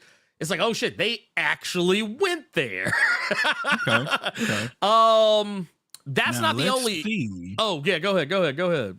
Let's see if Insomniac is gonna force feed us all just raw carnage down our throats. Let's see. Are we gonna get a next game? The Spider-Man 3 is just gonna be all about Carnage. Are we gonna get DLC that's just gonna be all about Carnage? Are we gonna get I think it's gonna be expansions DLC that are just gonna be all about Carnage? Are we possibly going to get a trilogy of games that's all about Carnage? I wonder if they're gonna go that route, since Marvel love Carnage. So, oh yeah, no, 100%. I'm gonna go ahead and say right now, in case it wasn't painfully obvious. Another character we see that a lot of people aren't going to expect is Scream. Scream actually shows up in this game. So somebody did tell me this, and I thought that was pretty dope. Yeah, they really they've got some recent I would say it's relatively recent book shit in this game, which is kind of wild to me. Oh yeah, and like she is, it's pretty. It is pretty fucking awesome when it happens. Like I was pretty impressed when Screen pulled up in this game. Not Can only you imagine seeing that in your damn living room. Oh no, I would have lost it personally. I would have fucking lost it. And not only that, it's not just that. We get anti-venom. In the game because Peter, that's one of your suit upgrades. You get anti-venom in the game. I thought that part was pretty fucking awesome. So how did they explain? Because I know he has the like the purification stuff that Eddie anti-venom did. How do they explain that in the game? They do it through Mr. Negative. Okay. So that's another thing I want to talk about too. So yeah, this game has a huge theme of redemption. There are multiple villains you encounter throughout the game, like characters like Tombstone, and you find out, oh, Tombstone, he's not a good guy, but he's not doing crime anymore. Like he's actually living or trying to live a normal life. Like he works at Coney Island now, as one of the go-kart technicians. And then Mysterio, who you've never really faced in any of the games before, to my recollection. He's in the game, and him and Spider-Man already got history because the game is one of those deals, kind of like Arkham, where it's recent, but like like how Batman already had history with a lot of the characters in the game.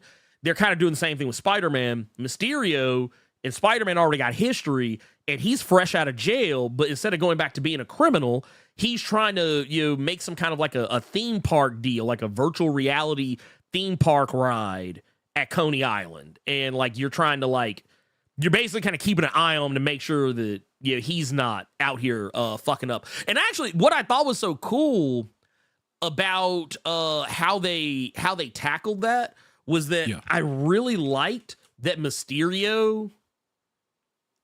I like the way they tried to take you on the ride for his redemption arc in this game. And also to give shout outs to those who played Jedi Survivor, because they totally got Bode from Jedi Survivor, the actor who portrays Bode in Jedi Survivor, to be Mysterio in this game, and it was really hard for me not to want to punch him in the face.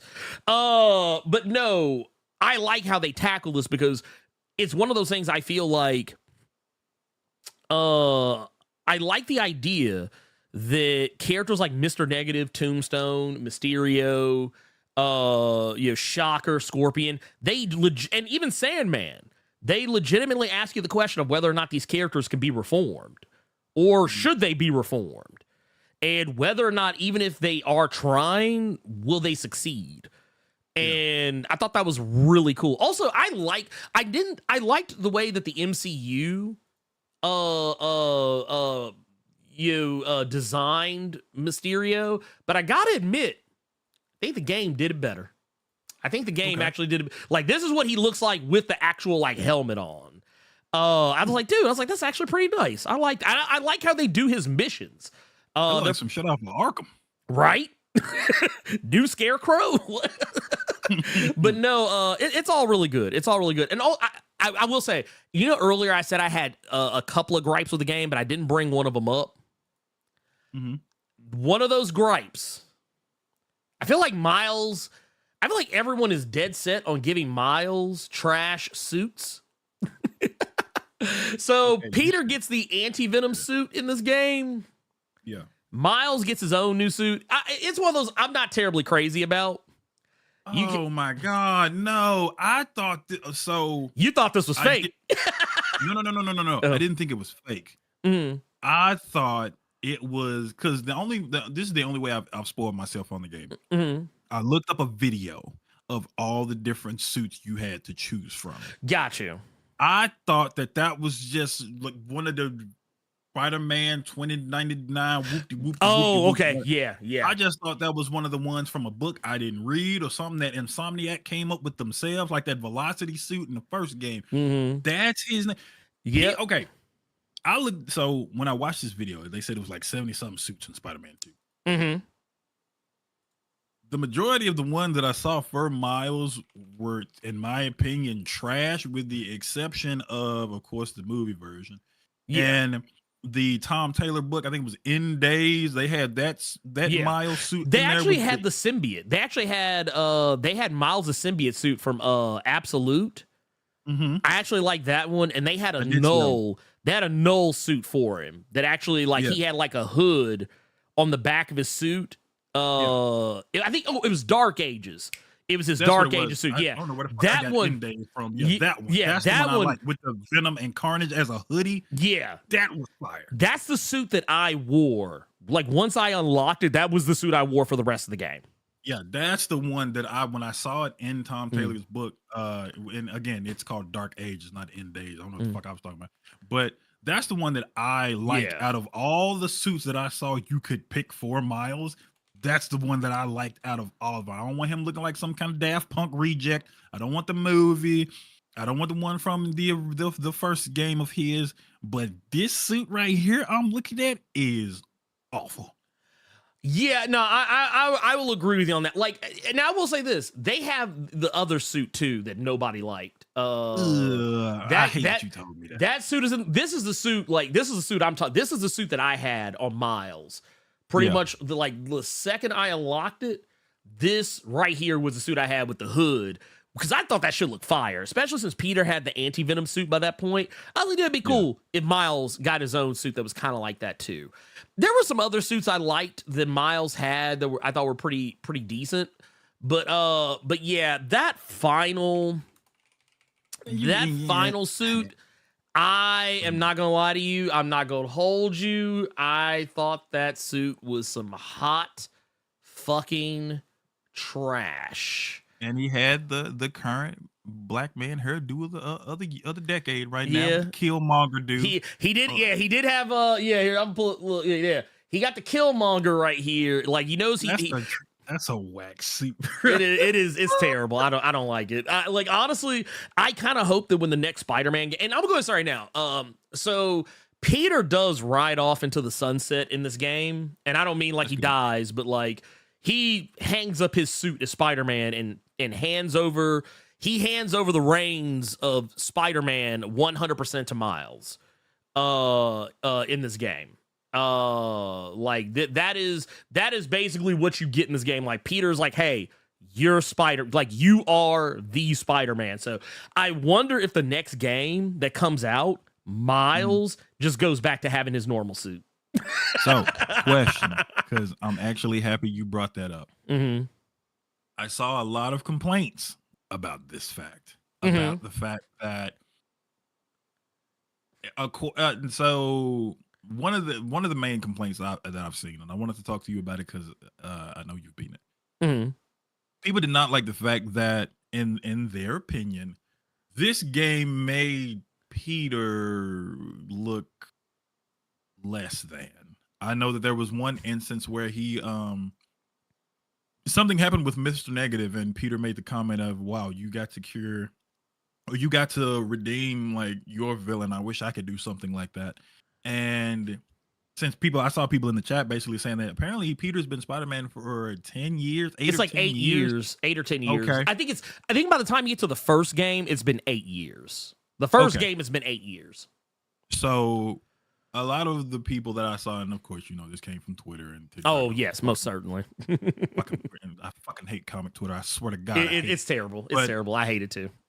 The main complaint that I was seeing was that this game did a lot to make you know for a fact, unequivocally, that Miles is a better Spider-Man in every way, shape, and form. And a lot of people didn't really like that. And then, of course, they brought up, because we got to make the black dude strong. And then you had those other people that were just like, it's just pushing Miles to just be, in the words of Ric Flair, the man. To be the man, you gotta beat the man.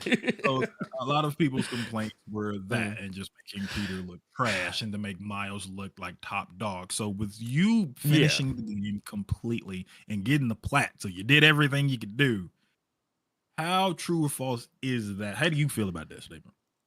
Honestly, I think people are just overreacting because Peter gets to do a lot of stuff. And honestly, it all comes down to who you play as. Because like the Sandman missions where you get to suss out whether or not Sandman is truly redeemed. You can complete that mission as either Spider-Man or Miles. That's up to you as a player. I think just because of the time, I really didn't feel like switching because I was trying to knock out a bunch of Miles stuff, and I happened to just be like, oh, I'm in the same area as the final Sandman mission, so I just did it as Miles. You don't have to. But like, yeah, technically Spider-Man did redeem one of his villains, and that was Tombstone. Technically, Tombstone turned over a new leaf after his encounter with Spider-Man in the previous game. And technically, while Scorpion and Shocker, it's not really that they reformed, but they were just not, I think because Scorpion was still in prison for the most part. So was Vulture. You don't really get a clear answer. And technically, while you can make a case for him redeeming Mysterio, but Miles is the one who solidifies the redemption in the game. Like, technically, Peter did redeem Mysterio. So, I mean, I don't really see what anybody's talking about. I mean, yeah, Miles redeemed Mr. Negative, but that was his villain. That was his villain because of what Mr. Negative did to kill his father. So, yeah, I mean, I think people just need to calm down. Like, it's the same Did that shit. Did that happen in his first game? Because I didn't play Miles Morales. No. That happens in this game. Okay. Oh, wait, are you talking about like Jefferson or? Yeah. No, Yeah, Jefferson died in the first game. The dad died in the first game. Like, that was the kickoff for Miles. That's the one I did. Okay, I didn't play that one. Okay. Gotcha. That was that was the first game. Wait. Was he the captain? Yes, he was. He was captain. Oh shit. Yeah, Across the Spider-Verse just got fired. Yeah, that movie just got more fire. Which also, there is a Spider-Verse tie-in in this game. There's actually there's a Spider-Verse tie-in in this game. Like, they even got like the little portals.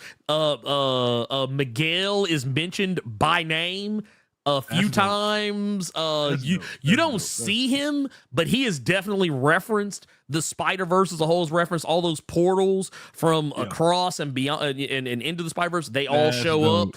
All of that is there. It's all in a side mission. But yeah, Peter is fine. And honestly, he redeems Venom in the game. He actually helps Harry, for the most part, overcome Venom. So, I mean, yeah, I think people just, they get, you know what it is? People see one thing and they just want to dogpile on it. And they make it, it's kind of like the same thing I was dealing with the Phoenix stuff. Like, whenever I did videos for Jean Grey, there's always someone coming in saying, well, I just hate how everyone has the Phoenix Force. And it's like, well, not everyone has the Phoenix Force. And I was like, even when people do get the Phoenix Force who aren't Jean Grey or Rachel Grey, they don't always have the ability to control it. I was like, I was like, just calm down. It's not as big of a deal as what you make it out to be. It's like selective. It's very selective. But what I will also say too is, guess who else we get a wink and a nod to for the next game, Carter? If you're gonna bring up who I think you did, I did see this clip. I did see this. Okay, you saw. Okay, so there's a point where Rio Morales mentions that she is she's dating somebody now for the first time. And I'm not gonna lie to you, Carter, when she first said it, I was like, please don't tell me that's gonna turn out to be like one of Miles's random ass villains, or like or there was even one point where I was like, I wonder if it's Uncle Aaron, like, because Aaron's playing kind of cagey in this game. Oh, that'd be kind of nasty. If your uncle became your stepdaddy. But no, that's not that. None of that is the case. She's dating the dad of Silk. Cindy Moon. Yes, and Cindy Moon does show up at the end of the game. She actually does show up you don't see her face, but like basically he's like, oh, and I want you to meet my daughter Cindy, and like you see her from like over the shoulder. But I thought that was pretty cool. I was like, okay, so it kind of makes sense now to why you saying that Peter rode off into the sunset, because Yeah. you couldn't really have this dude say, "This is my daughter Cindy," because from what the comics tell us, Peter would have to smash her immediately. Right. Yeah. Peter got to go. He can't be around her. He can't be around. Look, him and MJ Justin got right. We can't have her coming in breaking up a happy home. But no, so there's that too. Like there was some really cool, like there's a lot of, like, you could tell there is world building towards like the next thing. Like it's all building towards something bigger and better and badder than anything we've seen before. Is gonna be in the Avengers game. Yeah, there you go. Oh, you ain't shit. Sorry for everyone that's a fan of the Avengers game. I do apologize. I'm sorry. Dude, oh my God. It was right there, dog. It was. I can't even hate on you for it. I will say, like, that's pretty much everything though for me on that game. It was a fantastic game. It's a masterpiece. Like I said, a flawed masterpiece because it has at least a couple of flaws in it, but it's still it's as close to perfect as you're gonna get. How many is this now for Spider-Man? This is what, number 6 or 7? Mm-hmm. Is this the 7th Spider-Man masterpiece? I feel like it. I mean, honestly, after Spider-Man and the X-Men Arcade's Revenge, you can only go up from there. Yeah, exactly. Real quick, let's jump into some super chats. Because we got super chats here. Dom Nicole says, I thought I was the only one that thought Miles' suit was trash. Man, is Puerto Rican and black. You know he got more juice than that. Come on, man. No, so here's the thing. Now he does actually have a suit that you get if you complete all his school missions. You get like a Puerto Rican Spidey suit. The Boricua or something. Yeah, like that. you get that one. Which I actually thought that one was kind of cool. And if you complete the music museum school missions, you get like a jazz, like kind of like an old 1920s, 40s kind of jazz hipster Miles Morales. I did see that. I like that suit. I do like that suit. Here's what pissed me off. What's up? I looked through all of Miles' suit. There is one suit that a lot of people are fans of. They have Marvel Snap cards at a fucking thing. It's had fucking shoe releases. Yeah. How hard is it to do the Miles suit with the shorts and the Jordans? You don't have to put the Jordan symbol on them. Just make them fucking high top. They always get close. Put that suit in the game. Like they always have something close to that because they do have a suit that's close to it. They do have a suit, but it's not exact, and I wish they would. Though I will say, I spent a lot of time with the Spider Cat suit, the one where you got the cat hanging off your back. I did spend a lot of time in that suit, which I liked a lot. I actually liked that suit a lot because one thing about that suit is if you have the suit on where you got the Spider Cat with you. One cool aspect about that suit is that the cat, depending on what cutscene is going on, the cat will interact with you in that cutscene. Like there's a part where Miles gets knocked out and the cat comes up and tries to wake him up. Like it's real like sweet shit like that. I mean, that's cute. That's cute. Yeah. That's cool. And then you say they got a jazz suit. If you can do goofy shit like a jazz suit for Spider-Man and the Wolverine suit. There's a Wolverine suit. From the Marvel What If. Yeah, I ain't talking about that. But like, if you can put that suit in there, if you can give him the Dark Ages suit, which is I'm not gonna say it's a deep cut, but not a lot of people read their fucking book. No. You just had to know that book was out of There's also a lot of Spider-Man like movie suits too. Yeah. So they've got the inside out suit. You know this when he had the suit turned inside out? Yeah. They even got that fucking suit in the game. That's what that's why I don't understand, because you have several movie suits for Peter, but then you just have the one from like Miles only has like the 2 movie suits they gave him. They gave him the first one and they gave him the second one, but they did not give him the one. That's the one that should have been in there. Maybe they'll add it later because they're still adding shit. They're still adding shit. So we're gonna. But yeah, that one for sure just really confused me because I think everybody would wear that damn suit. Yeah. Like, speaking of, did you hear that they just recently added the Robert Pattinson suit to Arkham Knight? So here's the deal. How many years later? I mean, that says a lot for them to just still be dropping content. Yeah. But the thing with that was apparently it was an accident. Oh. Apparently it was only the Epic Store version because I cut my PlayStation on immediately because I already had Arkham Knight installed.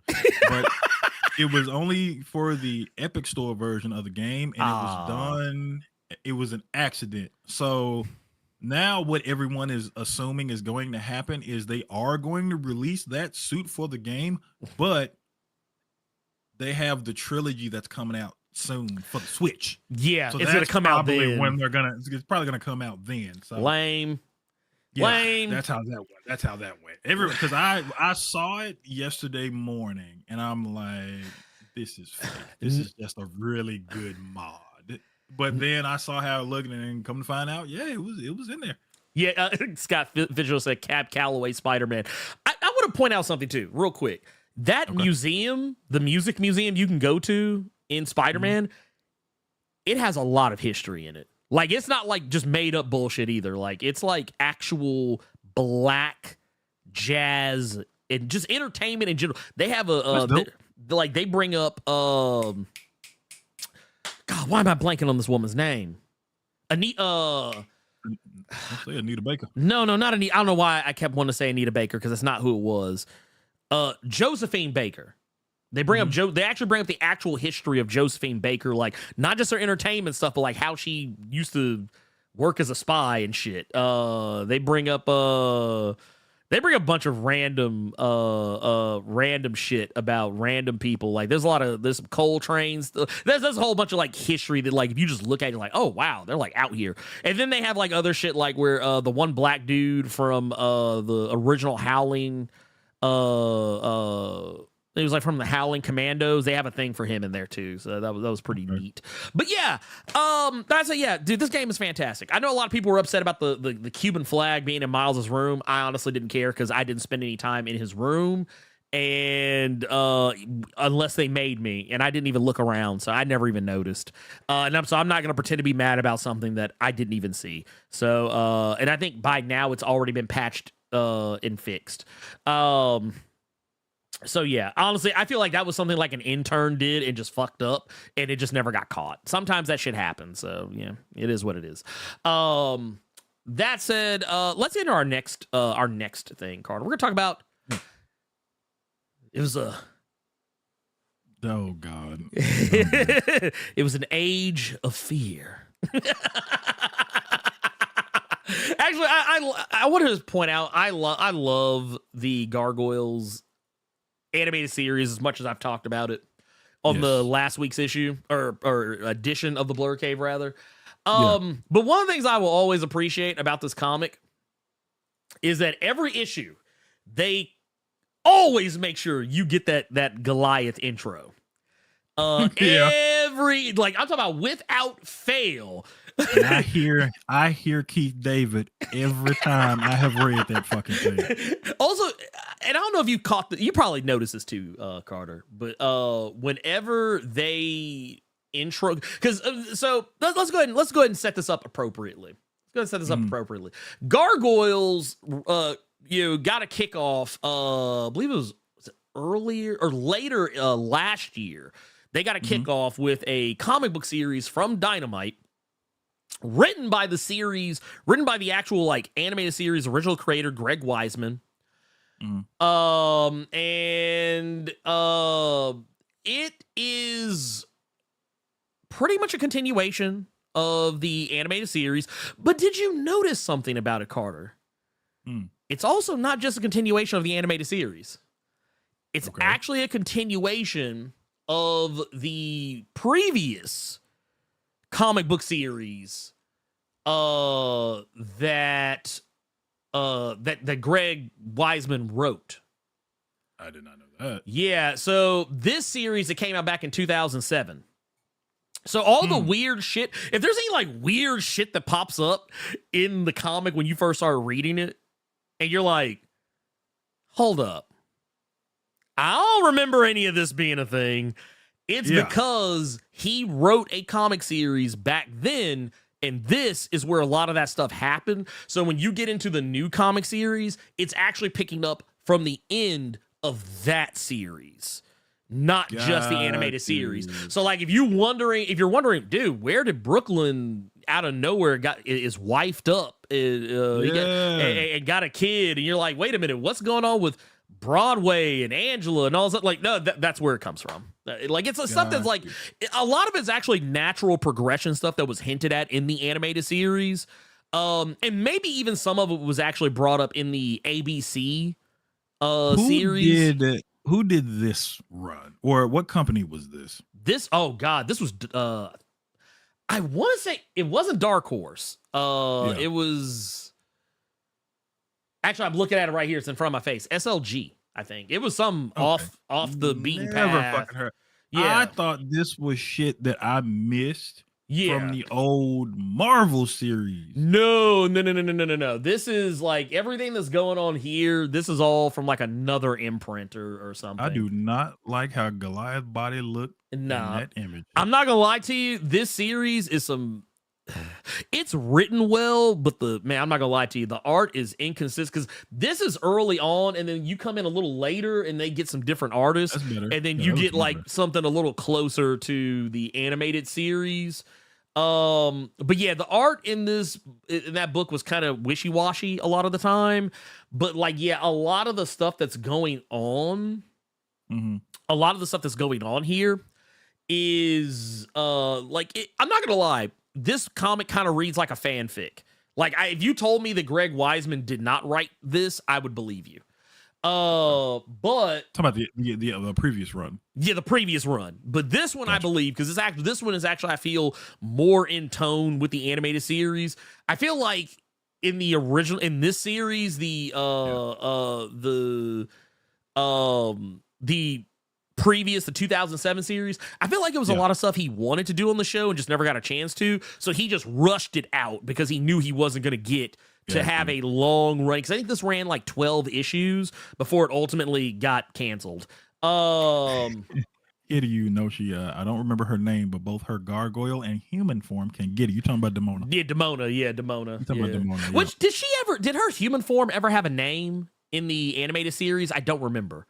I don't remember. She has one now. So. She has a name now. Like in the Dynamite series, she's referred to by name in human form. It's like it's a name that starts with a D. I don't remember off the top of my head exactly. But yeah, there's a lot that like they continue the stuff with Thalog and Eliza's brother, Derek, who got turned into a pseudo gargoyle. All the stuff with Cold Stone. His name was Talon, wasn't it? Like Talon or something like that? Talon. It was Talon. I'm actually looking for it now because I had it pulled up at he was Panther. Yeah. And something else. Yeah, he went through a couple of different. He was going through a transitional period. And then you had your boy Cold Stone. If you wonder where this new other one, Cold Fire, comes into play, well, there you go. That's where that comes from. Yeah. But the long and short of it is that this is a series. When you get over to the Dynamite stuff, I feel like the Dynamite stuff is superior, in a lot of ways. Yeah, this is fire. This is fire. So, her name was Dominique Destiny. Yes, by the way. That's what it was. There you go. Thank you. Which I was like, that's an extra ass name. That was an extra Dominique. Come on now. For whatever reason, it made me think of Carmen Sandiego. I don't know why. Because how she was walking around. Like, the get up she used to always wear when she was dressed as a human, she looked like a broke ass Carmen Sandiego. She just couldn't afford the red jacket. She had to settle for the brown. But no, Gargoyles. So this is Greg Weisman, George Cambadeus, Julia Giacomino, and by the way, just for edification, Greg Weisman writing, George Cambadeus on art, and then Julia Giacomino and Giovanna La Pietra on color for pretty steady on this book. It's so to give you an idea, this does not take place in present day, so don't think that they're like in modern time, like right now. This still takes place, I think, roughly around 1997. if I'm not mistaken, like shortly after the animated series and the original the previous comic I mentioned earlier was done. Yeah. So that was like the 2006-2007 series. And so I brought up all that to say, so yeah, if some characters or relationships kind of seem like they popped up out of nowhere, that's exactly why. Elisa and Goliath, they are totally smashing. And I think for the that most might part. catch, and I think that might actually catch people off guard because Yeah. it's been so long since you watched the animated series. When you open that first issue and they just tonsil hockey in it. Oh yeah, 100%. I think that's gonna catch a lot of people off guard. I think there's a lot that's gonna catch a lot of people off guard, like you brought up. It's wild, man. It is wild. It is. As a matter of fact, if you go, and this is something too, like, because their relationship in the previous comic, like they were dating, and then they broke up. And then by the time you get to the end of it, it seems like they kind of come back around. But when you get back to this series, it's their thing. They are a thing. As I mentioned earlier, Lisa, she's still a cop doing her normal cop stuff. Goliath he's technically still the leader of the Gargoyles, even though Brooklyn is technically he's stepping up more into the leadership role now. He's got his Nick Fury going on. If Goliath is Roman Reigns, then Brooklyn is most definitely right-hand man Jimmy Uso. oh yeah, no, 100%. Like you can see it right here. Like Brooklyn's got the eye patch now. He's kind of rocking the armor like how Hudson would. And for those that don't know, the gargoyle on the right, that's his wife. I believe her name is Katana. If I'm not mistaken. If you're wondering where any of that comes from, that is from the last couple of issues of the previous 2006-2007 comic series. He met her. So remember, Carter, you remember when Goliath and Elisa were in Bronx, they were like time jumping? Brooklyn does something similar. And during that time frame, he ends up going to feudal Japan. That's where he meets Katana, and they end up having a kid. Why did they name that boy Nashville? Yeah, I'm pulling it up right here. So for those wondering, why did they name they baby Nashville? Yeah, and remember, he says no, it's Nash. It's Nash. He hates being named Nashville. You can tell. With a silent G. Yes. I thought that was so ugly. That did not make your name more gangster, bro. Right? Like it's like, man, see, man, like you have real G's. They move silent like the G in lasagna. Like, no. Don't even play with me. Don't even play with me, Nashville. That's your name, Nashville. So that's what's going on there. Also, I mentioned earlier, Broadway and Angela. Oh, by the way, I almost forgot. Not only does Brooklyn have one kid with Katana, they also have a second baby on the way. Eduardo. They've been naming the kid Eduardo. No. They're not naming the kid Eduardo. They're naming the egg Eduardo. Which, to be fair, is a running joke from the original comic. It's a running joke from because that's what they called the egg in the previous comic. But yeah, there's that. Lexington is kind of got his own thing going on. They're kind of doing the story arc where the original Rookery brothers, Lexington, Brooklyn, Broadway, because in the animated series, they were super tight. But in this series, they've kind of drifted apart. Brooklyn has found love and has had children, and he's become more of a leader. So he's kind of having to distance himself from his Rookery bros. Broadway himself has found love in the form of Angela. They are very much a thing in this comic, 100%. To the point they're getting married, or what Gargoyles refer to as being married. Lexington's kind of out in the cold. Lexington's out in the cold.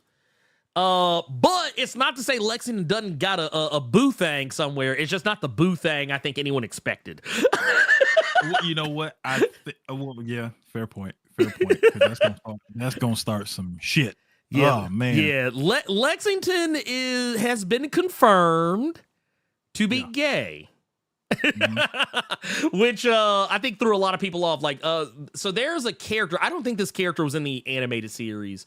To my recollection, it's actually a character I showed on the screen for a brief moment earlier. I'll zoom in a little bit more so y'all can kind of see better. But this character right here, this is the character he has like a long distance relationship with. The character's name is Stagheart. They're a gargoyle from London. How many of y'all ass said, oh, Usagi Jimbo? How many of y'all said it? Oh my God. Stop. I know y'all said it. Man, y'all, Usagi Jimbo. Man, get the fuck out of here. What? They did a crossover with the Turtles? You know somebody said that. You know somebody that said it. But no, Stagheart is another character that was introduced, I think, in that series. I don't remember them specifically from the animated series. Like I said, I was kind of going to mention this earlier too. Any character that I meant or thing I mentioned, if it seems odd that I might not remember it, it's because they had two different series. There was the original Gargoyle series. There was the one on ABC. Mm-hmm. I did not like the ABC series because basically all it did was regurgitate shit from the original series.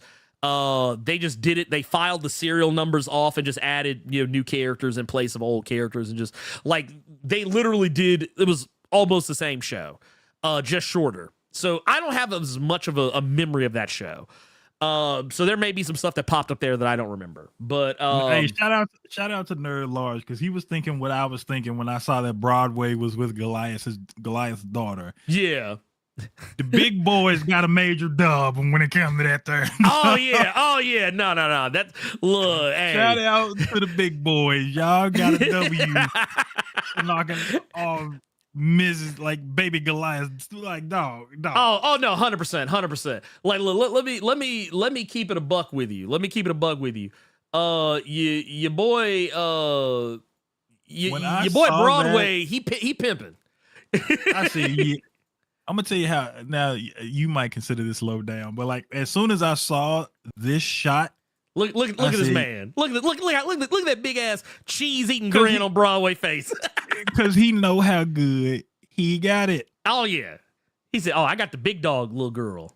But what was funny is when if you scroll down real quick, when I saw that, I said, "Yeah." You know he be making her laugh. That's how he got in. Yeah. Oh yeah. No, he funny. That's he how funny. He got in. He funny the motherfucker. He made her laugh. Look, he funny and he cooking. Mm-hmm. But yeah, it was. But no, that's not the only major thing going on with that too. Bronx is still around for those that are curious. If you're like, wait, where's the gargoyle beast? Where's Bronx? Bronx is still very much present. There's no change there. As a matter of fact, Bronx has a homie now. Bronx has a little homie with him. He's on egg guard duty. Yeah. Basically. The one, like I mentioned how Katana was once again, that was one of the characters that kind of carried over from the previous comic series. So yeah, Bronx is on guard duty with Foo Dog, who is the pet of Brooklyn and Katana from their time in feudal Japan. Yeah. So you got that going on. That's cool. And they literally have like the one egg, so there's that. Cold Stone, as I mentioned earlier, Cold Stone is back. And he's got he's got a boo thing as well. So since he's a cyborg, I guess it makes even more sense that the person he would align himself with would also be machine centric or machine adjacent. So like basically you have Cold Cold Fire, who here, I'm gonna pull her up right here. This is actually Cold Fire right here. But she's basically like one of Xanatos's Steel Clan gargoyles, but I swear, dog, before I even gave any kind of a fuck about Tony Stark, it was Xanatos. Oh no, dude, Davis. So let me I'm not gonna lie to you. Xanatos was the Tony Stark I wish Tony Stark was, because Xanatos wasn't shit. Which and you know what? Funny you mentioned Xanatos. So yes, for those wondering, yes, Xanatos is still a thing. In the series, he's not as present. And he is not as he is not the foil like you would see in every episode of the cartoon or anything like that. He's used very, very sparingly, which is actually a good thing, because every time that they bring him in, it's more so a reminder of like, hey, I'm still here. Yeah, he's like, I still got your castle. Yeah, it's not done in a way. It's not done in a way where you forget about him. Greg Weisman actually does it really well to let you know that there are threats from every angle. Because the one thing I do like about this main series is that, and again, we're talking about fucking gargoyles and laying eggs and what have you, but it's the realism a little bit, because while all of this stuff is going on, you got gang wars going on with the humans. The Dracons are back. Yeah, like that stuff is really, really. Dude, Dino Dracon's a whole problem out here in these streets. Oh, I love it. Fox. Fox is still around, but as you can see in the background there, she's got a little baby Alexander. With her, she's still kind of doing her thing. The whole magic angle from the previous series is still in effect. You can see, we mentioned Elisa's brother, Talon. That's him right there. He just everybody's having babies. Everybody's having babies. Because I'll tell you what's funny is with you bringing up Mary Jane and Spider-Man 2 with the strap. One issue, it's Brooklyn basically having to get into the leadership role. Brooklyn strapped too now. Oh yeah, no, Brooklyn keep that thing on him. That eye patch brought some edge to that boy. Oh yeah, no, he is dude, he's a whole problem out here in these streets. But no, like I like what they're doing, because they're like, Xanatos, I like what they're doing with him just because of the fact that, like, kind of like you said, he's not the villain. He's not like the villain they need to keep an eye on really anymore, but he's still someone that they don't trust. Like they're still kind of on the fence about whether or not Xanatos can be trusted. He's still got the suit. He's still got his Steel Clan suit out here. I kind of lit up when I saw that suit, because I did not think he was going to be in that suit. So that just brought back so many memories when I saw that. I'm like, that's fire, bro. Oh yeah, dude, it's awesome. It's really good. They got other characters too that are still hanging around. Like if you're curious about if you're curious about whether or not characters like the Pack, you're like, oh, are the Pack still around? Are the Pack still a thing? Are they something that, like, still exist in this in this new comic book universe? The Pack is still very much a thing, even though Fox isn't around. You still got characters like, was it like Wolf? Wolf still shows up. And I'm gonna tell you, this was the final page of an issue, and I about lost it because I completely forgot. I'm like, and the worst good old Jim Ross things are about to pick up. Oh yeah, no, Business is about to pick up. Shade 745 is asking, did they bring Tylog back and the clones? Yes, they did. Yes. Matter of fact, so he actually shows up in the very first issue. Very first issue, he looms incredibly large over the proceedings. Him and Dr. Anton Savarius are working together, which I every time I saw Savarius, I just kept hearing Tim Curry. That's all I kept hearing. And then what else is there that's and of course, last and most certainly not least, because of course, why would she ever be the least, is Demona, who she actually doesn't show up for a while. When she shows up, she gets a whole goddamn issue. Oh yeah, she literally is the only character that's really focused on in that issue, and they basically let you know that she is not just like chilling in the like she's chilling in the background, but she is busy. She is most certainly busy. She is out here, absolutely moving chess pieces around. Yes. She knows everything that has been going on since you started reading that book, when you picked it up off the shelf, paid for it, walked out. She has been moving pieces, and she knows she has a plan. Oh yeah, so 100%. Reading this just really, really, really was like, bruh, oh, this would be good if this was a show.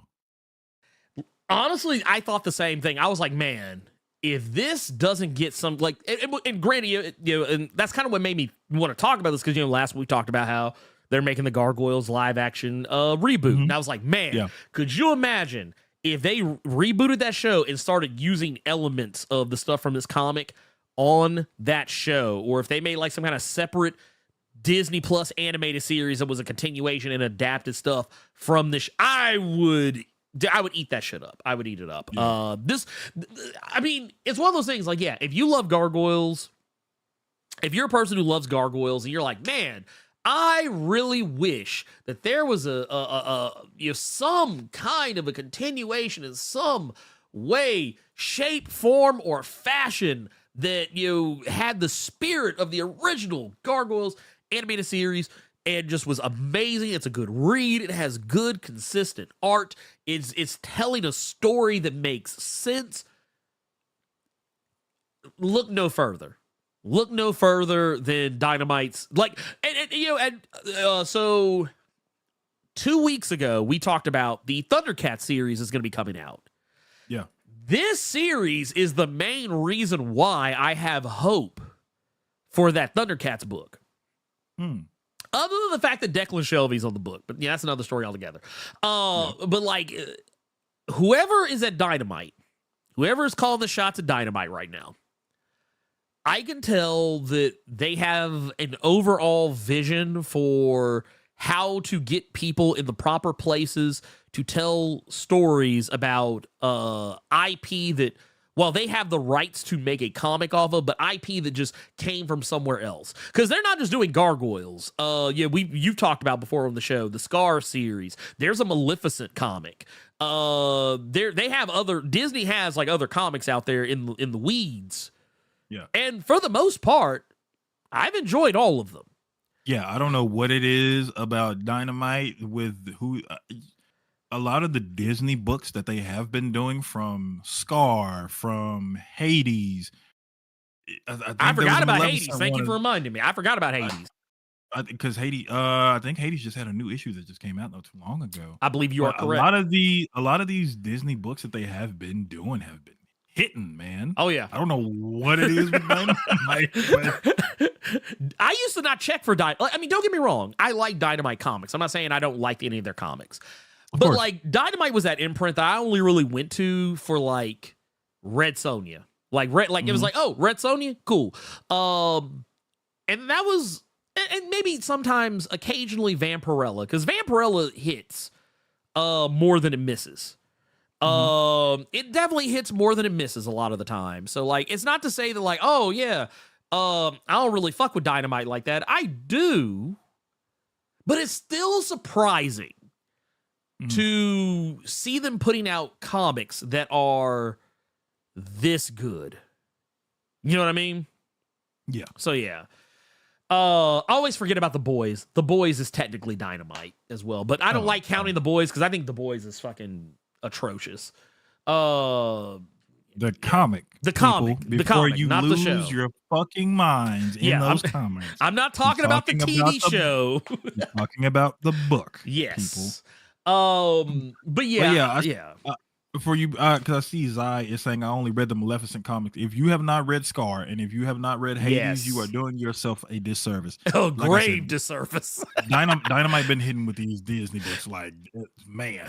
You know what it reminds me of? It reminds me of how Boom Studios snuck up on folks with Power Rangers. Rangers, yep. Yeah, yep. Like, because Boom Studios was that other company that people were just kind of like, I guess. But then, like, I started reading their Power Rangers, and then reading their Power Rangers, I started seeing ads for their other comics, like, not just the Something's Killing the Children, which, I mean, that's definitely... If you're gonna gravitate to a comic based off an ad, that's definitely one to do. But like also, oh my God, they had not just that one, but you also had their Grimm series, which that's kind of more of a recent one. Okay. They've also did what was it called? 7 Secrets, Once and Future. Oh my God, what was the other one? There's another one. Why am I blanking on the name of this comic? Regardless though, Boom Studios has been hitting. Also, that series, your boy, Rob Guillory, also had Mosley, which was really good. Carter is holding up a copy of Angel, which also was really fucking good. A lot of the Buffy books actually were, like the Buffyverse books were actually pretty damn good. And the Creed, the Creed comic is actually pretty fucking solid. So, and while I think your mileage with Berserker is going to vary, I'm not the hugest fan of it, but I know a lot of people love that Keanu Reeves comic, Berserker. It lost me on the second issue. I'm going to go back and read it just to be sure, but like I've heard people who love it really fucking love it. So Dynamite is becoming that same thing. Like Dynamite is kind of slowly on the come up, like just on the little on the down low. They're just kind of like, hey, we kind of sneaking in these little comics here and there. Oh, we're gonna get you with these because hell, can't forget Darkwing Duck.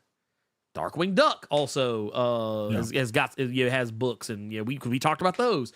So I think people need, and this is why I always say I really like stepping outside of the Marvel DC ecosystem. Yes, because and I'll even include Image in that, because technically, while Image isn't as big as the other two, they have a lot of comics and they're more well known than any other of the other imprints. So it's nice to step outside and see, oh, dude, they're out here. They're actually out here with this shit. Okay, let's go. Now, yes, they do still have them titty comics. They have them comics where, like, when you read an issue of Red Sonja, you might get one of them, the thirst covers, like what Carter was talking about. Man, good Lord, it's so many of those for that and Vampirella, and then they did a team up book for Vampirella. Yep, I think Secrets, not Secret Six, something. There was a no, it was Sacred Six. Sacred Six. Oh, okay, thank you. But I'm the thirst trap. If it wasn't for books like Gargoyles or the other Disney books that I named, they would not be on my radar just for the thirst covers. I don't care. Well, what they do, I get why they do it, because Dynamite has a huge following, like in the cosplay community, because of Vampirella, Red Sonja, so on and so forth. And there's lots of people who like to cosplay as those characters, and they do actually ask for submissions. So a lot of times it's like, and that's the only reason. That's the only reason I will not just like give them 100% flack like that, because a lot of times when you open the book, there's not a lot of that like TNA shit going on. The books are actually really fucking good. It's just those covers. This ain't a Savage Dragon we talking about. No. There's actually substance. I think it's sad to say, I feel like they put the TNA on the cover just to get people to pick it up. Because, like, I will say there's two types of books like that, and they've gotten me before. I have read books where the TNA is on the cover, but the substance is actually in the book. And I've seen some where the TNA is on the cover, and it's still just more TNA in the book with no substance whatsoever. That's going to be the name on Spotify. Actual substance. Actual substance. This is Gargoyles. Gargoyles is actual substance, 100%. And now, to be fair, they give you a lot of fan service on the front of these covers and forms of showing you stuff that, like, ooh, like right here, this cover, you see Goliath and Thalog. They are right there, like throwing down. So you're like, oh shit, it's about to go down. And then you get in the book, and it's like, oh, okay, there's substance here. Like they're delivering on promises, and for the most part. So yeah, I can't recommend this book enough. While it is not my recommended for the week, I still recommend this book to anyone who cares to go down that road with gargoyles. Carter, do you want to give any final words on it before we jump into all our next stuff? We're gonna lightning through the rest of this. No, because I think we have given you all as much as you could possibly need. If you're a fan of that series, you're a fan of those characters, you need to be reading this Dynamite series. 100%. Let's jump into our lightning round. Yeah, lightning round of recommendations. Carter, do you have a recommended for us this week? Let me see if I can do this real fast. He's like, all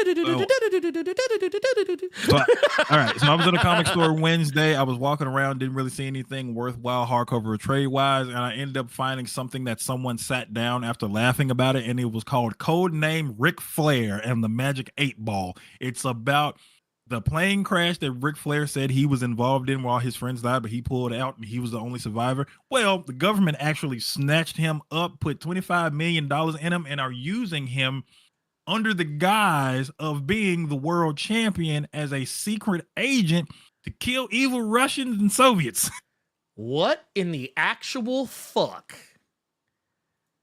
He goes to kill this evil Soviet man that is selling and making children's toys under the guise of smuggling cocaine. But the dude is actually a fan of the style and profile limousine riding, jet flying Ric Flair. So I'm not gonna lie, dude. I thought I'm not gonna bullshit you, Carter. I'm gonna stop you right there. I thought you were bullshitting me. I seriously thought you were bullshitting me till I actually found the cover for this bullshit. This shit is real. This is real. Last part I'm gonna say, the dude tried to have a drinking contest with Ric Flair, so they started knocking back kamikazes. But because his body is $25 million, that's what the government spent on him, because they needed somebody better than Superman and Captain America, actually said in the book. Oh my god. The liver he has makes it to where he can drink a whole lot. So he goes to set up explosives to blow up the evil Soviets cocaine operation and gets caught by somebody, because they're using those magic 8-balls. Ric Flair drops the 8-balls saying, my bad, I didn't mean to drop your stuff. And when the henchman goes to grab him, Ric Flair is on his knee. So when he goes on his knee to pick up the 8-ball to hand to the henchman, because he is the dirtiest player in the game, he low blowed him and ran and blew up the whole building. Oh my god. My god. I swear to you, Ric Flair will let anyone use his likeness so long as they give him money. Also, I just want to point out something. There is a, I want to share this real quick, just because I want to show y'all how nasty this comic is with the covers. Carter, when you read it, tell me you picked it up off the strength of this cover. I didn't even see that cover. It's like, that's bro, fire. What are they doing? What are they doing? Fire. Oh my god. Okay. Yeah, I can't take it anymore. I can't take it. Yeah. Yep. Well, yeah, that's going to be my recommended this week. Codename Ric Flair. This was the first issue of Secret Agent Ric Flair killing evil Nazis and Russians and Soviets. God. I'm gonna go ahead and throw down my recommendation real quick. Mine is Wonder Woman 2. I'm actually gonna do a video for it, but this issue was pretty damn fire. For those of you who were wondering where they were gonna take this whole plot with the Amazons and Themyscira and how it was all going to play out, we do get some answers about who the Amazon who supposedly kicked off the anti-Amazon sentiment in the United States. Emily, we actually see her in this issue. She is addressed. We're not told exactly who she is, but we definitely know for a fact where she came from. I like it because this book does a lot of jumping back and forth from the past to the present. And I also love how the present and the past lines up perfectly with each other. The moments that are happening, they all line up with each other. And I also really appreciate that they're letting the character oh my god, Sarge Steele, they are just letting him be a whole piece of shit in this comic. Like, he is regularly referring to Wonder Woman as a bitch and all kinds of other shit in this comic. I mean, they do the typical comic symbols, but like if you read the comment he makes, you know what he's saying. But they're just leaning into Sarge Steele being problematic, so I'm here for it. And I also like that they're letting Diana just shit on the United States military. Like, there are multiple moments. Like, I will share this if only for the reason that, if only for the reason that it's probably one of my favorite panels of all time regarding Wonder Woman. This shot right here where she's just like, beep, beep, beep, beep, beep. Like honestly, if you are a part of the United States military shooting at somebody doing this to your bullets, why would you stay and fight? Who does the art for that book again? I really like that art. That's a good question. I'm gonna pull that up for you. But yeah, it's Wonder Woman #2, 2023. Boop, boop, boop, boop, boop, boop, boop, boop. Here, let's take a peek. It is here we go. Bam. What's sad art is by Daniel Samper. Okay. Yeah. But what's sad is before I saw that Ric Flair book, I was actually going to recommend a DC book as well. But that Ric Flair, that Ric Flair is wild. Good. That was wild out of left field, so I appreciated it. But no, this book it's fantastic. I like what they're doing with Diana. How she's basically she's trying to be the last line of defense because she believes in the truth. We also, I will say this too, and the reason why I'm probably going to do the one main reason why I'm doing a video on this is because I actually did not read Wonder Woman 800 before I jumped into Tom King's story. Okay. There's actually a story in Wonder Woman 800 that actually answers a lot of questions about what's going on in this. So I'll probably be doing something like that, just kind of like put it out there for everybody else. But yeah, it's a fantastic comic, very good. One of my favorite, speaking of one of my new favorite quotes of Wonder Woman is also in this comic, and I actually posted it on Twitter. But it's something like it's gonna be. It was a very Amazon way to quote Blade from Blade 1. You remember the classic the classic Blade line from the first movie. Yeah. She kind of gave her own. She kind of gave her own verse. So yeah, for those of you who, if you don't remember, some motherfuckers are always trying to ice skate uphill. If you don't remember that line from Blade, Diana says something very, very. It's not the exact same thing, but it's got the same energy. She said, "This is forever the way of men. They must crash upon the rocks just to learn they're made of water." I was like, dude. I was like, I like that. I was like, it's poignant. But that said, that is my recommendation for the week. And let's jump into questions from the Discord real quick. We're going to run through these. Lightning round. Let's do it. 1, 2, 3, 4. Okay, the first question we have here is from Qdoma. Hello, Blerd. Hope you're doing well and keep up the good work. Do you think Kamala Khan may be the key to the rest of the Inhumans joining the fight to defeat Orcus down the line in the future? I mean, if there would be anybody, it would be her, but I don't know if the Inhumans are ever going to factor back into Marvel's plans anytime soon. Though I have heard rumors. I've heard some rumors of that.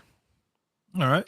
We got another one here from JWR 2.0. Apparently, this board got a late upgrade. Happy Saturday, Blerd. This past week, we've gotten solicits for the upcoming X books and an interview from Marvel editor Tom B. My question is, what are your hopes and concerns for the upcoming era of X? Do you think some people are jumping to conclusions by being pessimistic? I saw I'm not throwing any shade here. I don't want anybody to go running back and telling Dave from Comic Book Hero I'm talking shit. No, I really the only person I've seen talk about it is him. And he seemed kind of on it. But I took some of what he said into account. I don't disagree with his sentiment about the upcoming changes with the X line of books per se. Can you give a real quick, like kind of snapshot of what he said? So basically, his idea is that it's pretty much over. He said it's pretty much over, more or less.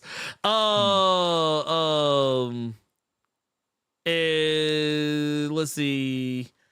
But that here's the grand takeaway though, and this is actually where I think the actual sober realization hit, and where I think you can find some of the best takes from it. He says that for those using the end of the Krakoa ear to justify jumping off the train when Hickman left are missing the part where that means they bailed before 3 of the ear's best comic books took off. Immortal X-Men, X-Men Red, Sabretooth. You're still wrong even now. And that, yes, that was a major inflection point and one of the great what-ifs in Marvel history. It's OKC trading hardened. Silly to pretend it's not, but the idea that X-Men comics died then is way off. Might even be it might be for considering the way that Children of the Vault is going to talk about how like that book is actually kind of picking up business. And he says that as much as I'll miss Krakoa, there are 7 trillion X comics out today, which to be fair, that is an exaggeration. There were only 7, but I totally get the sentiment because that's what it felt like. It felt like there were 7 trillion X books out on Wednesday, and I felt it just as much as probably he did. And he says, how many of them feel vital? It's the right time for a shakeup. And he's not wrong. Not all of them felt vital. Some of you will probably notice the one comic I'm not doing a video for, actually the 2 comics I'm not doing a video for this week. I'm not doing one for Uncanny Avengers, not because it wasn't good. It's just because honestly I feel like whatever happens in this, I can talk about it the next time. Yeah, it's something like honestly, when I shot the video, I literally wrapped up everything I wanted to talk about in under 5 minutes. I actually padded out the video. I actually went through the trouble trying to come up with extra stuff to talk about and padded it out to 10 minutes. And then I realized I was like, nah, I'm good. I ended up deleting it. And Realm of X, I don't even like enough to care to talk about. And not because I think it's bad. It's just because like it's so out there that like it's not the area of X-Men that I care about. Gotcha. But yeah. But yeah. Oh, you done with that no, one? the other part of it was that he says Gillen's out next year, Ewing's going to be out next year, and then there you got the new editor. So both Gillen and Ewing are not going to be on books in the new X-Men lineup. So it's one of those deals where like you take that how you want to. If Gillen and Ewing are the only things that were keeping you there, then I think it's perfectly okay for you to be like, all right, cool, I'm out. But time to do the LeBron, grab your bag. Yeah, grab your bag and just, I'm out of here. But at the same time, I'm also going to say, I'm going to wait to see what they do next. Like, I'm not just going to be like, well, fuck them. Like, nah, that's like people get too hyperbolic about that shit. But anyway, next question. Next question from Urban Prince of Strong Style. Good evening, my good brothers of the Blerd Cave. I have a question. What are y'all's recommended comics based on horror? That is all, and get them like so. We did this last week. Ernie said hack slash. I will give you Kill Your Darlings. Yes. We got another question here from Trap God Thanos. Good afternoon, Blerd and Carter. My question is, do you think DC screwed up the Milestone relaunch? It started off okay with the major characters getting books, but since then we've only gotten Static as a season 2, and Hardware versus Icon is a book that is getting delayed heavily. I wanted to know from both of you how you feel about the relaunch, since Blerd is an OG Milestone fan and Carter is a newer one. Even though I'm not the biggest fan of Milestone, I feel like it's important to have around, just like it's important to get those goddamn like ups. So Do I think they may have screwed up? Yes, but I don't think it'll be DC to blame. I think it's more so the writers at Milestone having other things that they're doing. Yes. I will say with that, getting it season 2 with Shadows of Dakota, that book is fantastic. I have not disliked one issue. Hardware versus Icom was whack. It was whack. I'm sorry if you were a fan of it. It was no, it's not. It's not good. It's not good. It is not good. It is not. It is not. I would tell Reggie Hudlin to his face that I didn't care for it. But here's the thing. I can tell you why it's gotten delayed. At least maybe some inside baseball on it. I think it has a lot to do with what's going on with Superman right now. Do you know? Until I read that question, I forgot that it ended on a cliffhanger with Brainiac and shit. Mm-hmm. I think it has more to do. I completely forgot about that. Yeah, I think because kind of like how we were talking about earlier, how sometimes companies tell you not to do certain things or want you to do certain things with your book, even though you're the one supposed to be writing it. I think something probably came down from DC like, hey, you guys are using Brainiac, that's cool, but can you delay this a little bit because we're doing something with Brainiac 2 and let's hold off on yours so that way it doesn't spoil what's going on with this or doesn't muddy the water. I think that's what's going on there. So I think they need to do they need to take some cues from, even though I know this might make some black folks mad, they need to take cue from a white man. Gerard Way, the way that he does the Young Animal books, he says he likes to do them like pop-up shops. So they're not expected. They just come out of nowhere. The story's already written. The art's already done for the most part. So they can just come out and then go right back into the shadow realm. 100%. So you're not just anticipating and then you get tired of anticipating and you just don't fucking care anymore. And then when it does come out, you're like, oh shit, that came out? Huh. Right. So you don't get like that. So do I think there were some stumbles? Absolutely. But I think that's on Milestone more than DC. 100%. All right. Last question from the Discord is from Big Boy 71. Good day, Ernie Carter and my fellow Blerd Coens. This one is for me. Okay. I've been wanting to jump into the wait. What the fuck is the wake? Okay. Don't call it the wake verse. I've been wanting to jump into the wake verse since the original, but just never got around to it. Being that there's a new one out and I've never played any of them, do you recommend I jump into this one or start somewhere earlier? Them likes better be upwardly trending, or I'm gonna get my man Trap God Thanos on y'all. So. Real quick, there was a video, because you are the second person to ask me that question, the first person being that dude. I will actually go to our messages. Ernie actually linked me to a video saying, hey, can I just watch this or do I need to go get the first game and something or another? So I will link that video in the Discord for you. It's a video from GameStop, basically just telling you everything from Alan Wake to Control to get you ready for Alan Wake 2. And I think you should be good, brother. Ernie seems to be enjoying himself. I am most definitely enjoying myself. I've been playing that shit since Friday. Or no, since Thursday. I've been playing it since Thursday night. Yeah, I'm about to say you were on it. You got on it stupid early, like you because I think Because wait, are you playing on PC or are you playing it on PlayStation? I got it on PS5. Okay, so if you pre-ordered it on, or if you put it like this, I bought it Thursday, and for LA people, you got to play it at 9:00 Thursday. Right. Everybody else had to wait until midnight to play it. So I've been on it since Thursday, and I'm going to be on it as soon as he tells me, all right, Carter, we're clear. I'm cutting my PS5 right the fuck back on. Already know. I think you can watch there's a GameSpot video that they did in regards to tying everything up for people like you. So, and I think if you watch that video and then just hop in the game, you'll be good to go. It covers pretty much everything too. Like it even touches on Control a little bit. Okay. Which here's what I will say. If there is any, like, because I do feel like for the most part, I'm okay, like lore wise, having not played the first game. Like I think I played a little bit of it back like when it originally came out, but I never finished it. Like, so I have like some tangential like knowledge, a little bit vague memories of shit that happened in the original game. But I just didn't have any interest in going back and replaying a game that came out that long ago. Not because like I'm too good for it, but just because sometimes games like that, especially when other games have come out that have better control schemes, better systems in place, it's hard to go back and play an older game if you play stuff that's newer that is similar. So that's why I didn't do it. And I would definitely say I have played Control to completion. So I have a pretty strong idea of what's going on in this game with the help of that video. So there you go. If anything, there may be some like little Easter eggs you don't catch that like I caught and lost my fucking marbles. But it's not bad, anything like that. Mm-hmm. All right, so that was the last one for Discord. We're gonna jump into chat, but first, before we do that, there was a super chat I missed earlier. Says I thought, I think we caught this one. We caught this one. Never mind. I started reading it out loud, and I was like, oh wait, no, we did catch it. I thought we had missed one, so we're good. Okay. We're all caught up. Now it's time to get into questions from the chat, and I think I already see some already up. Yeah, let's go ahead and start with the other. Yeah, that's a good question. Yeah, go ahead.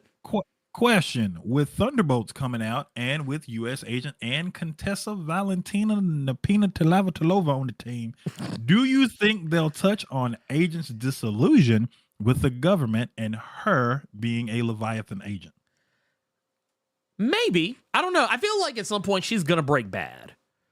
Mm-hmm. Like, I mean, I feel like she's already technically a villain. I kind of feel like what they're going to do is they're going to kind of find a way to loop everything back to Hydra, and she's going to wind up being revealed to be in league with Hydra, but like it's like new school Hydra. Like, I feel like, while it hasn't been said out loud, I would be shocked if we don't see Red Skull again at some point. I don't think he's still out there in space watching over folks. I feel like that job is done. And I have a feeling he's going to wind up coming back. And maybe by the time we get to the new Captain America sequel, we'll know a little bit more about that.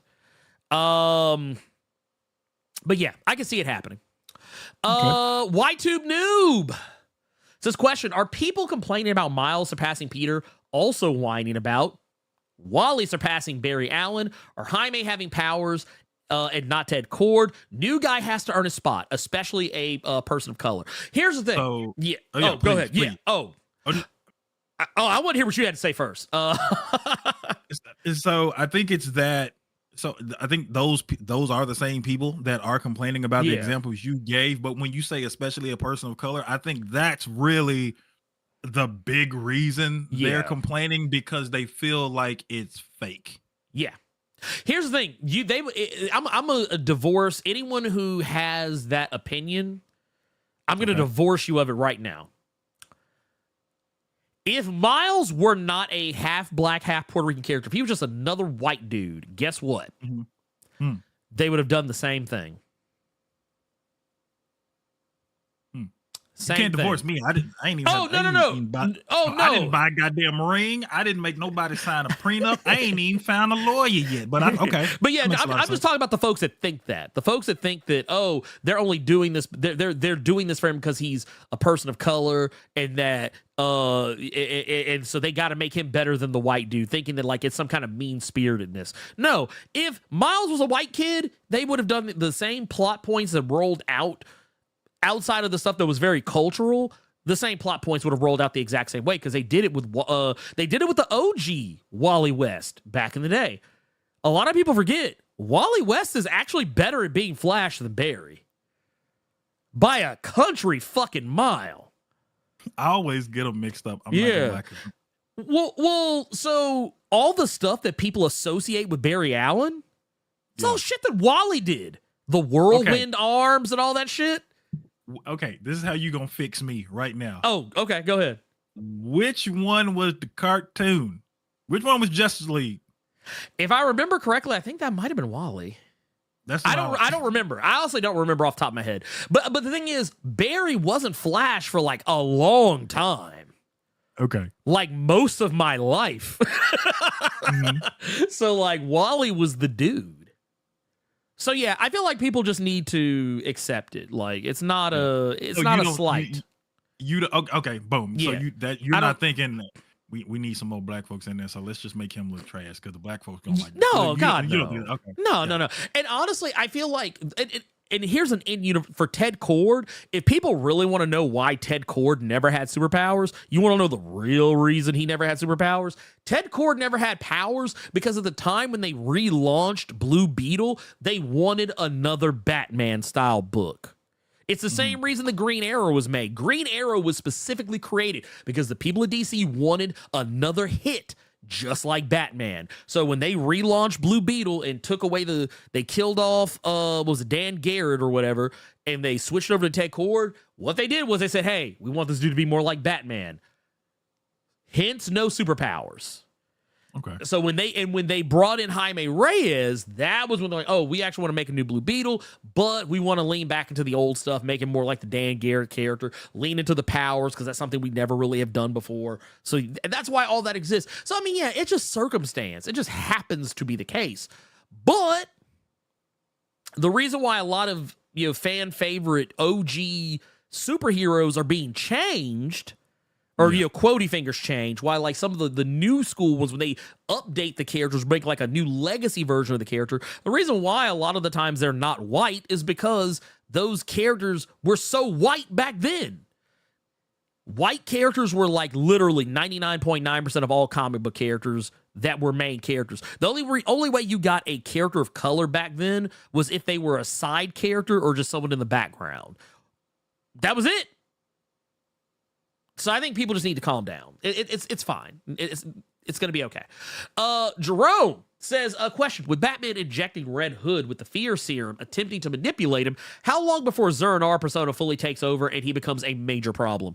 Very soon, I think. I think by the end of this little Gotham War thing. Honestly, I believe personally, a lot of what Batman has been doing is because of Zur. Yeah, a lot of it is because of Zur.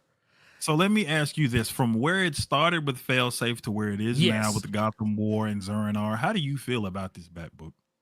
You still feel like Chip Zdarsky's run is still? I like it. I don't like it as much as I initially started off, but once he started getting back to the Zur stuff, I feel like it's getting where I feel it should be. If that makes any sense.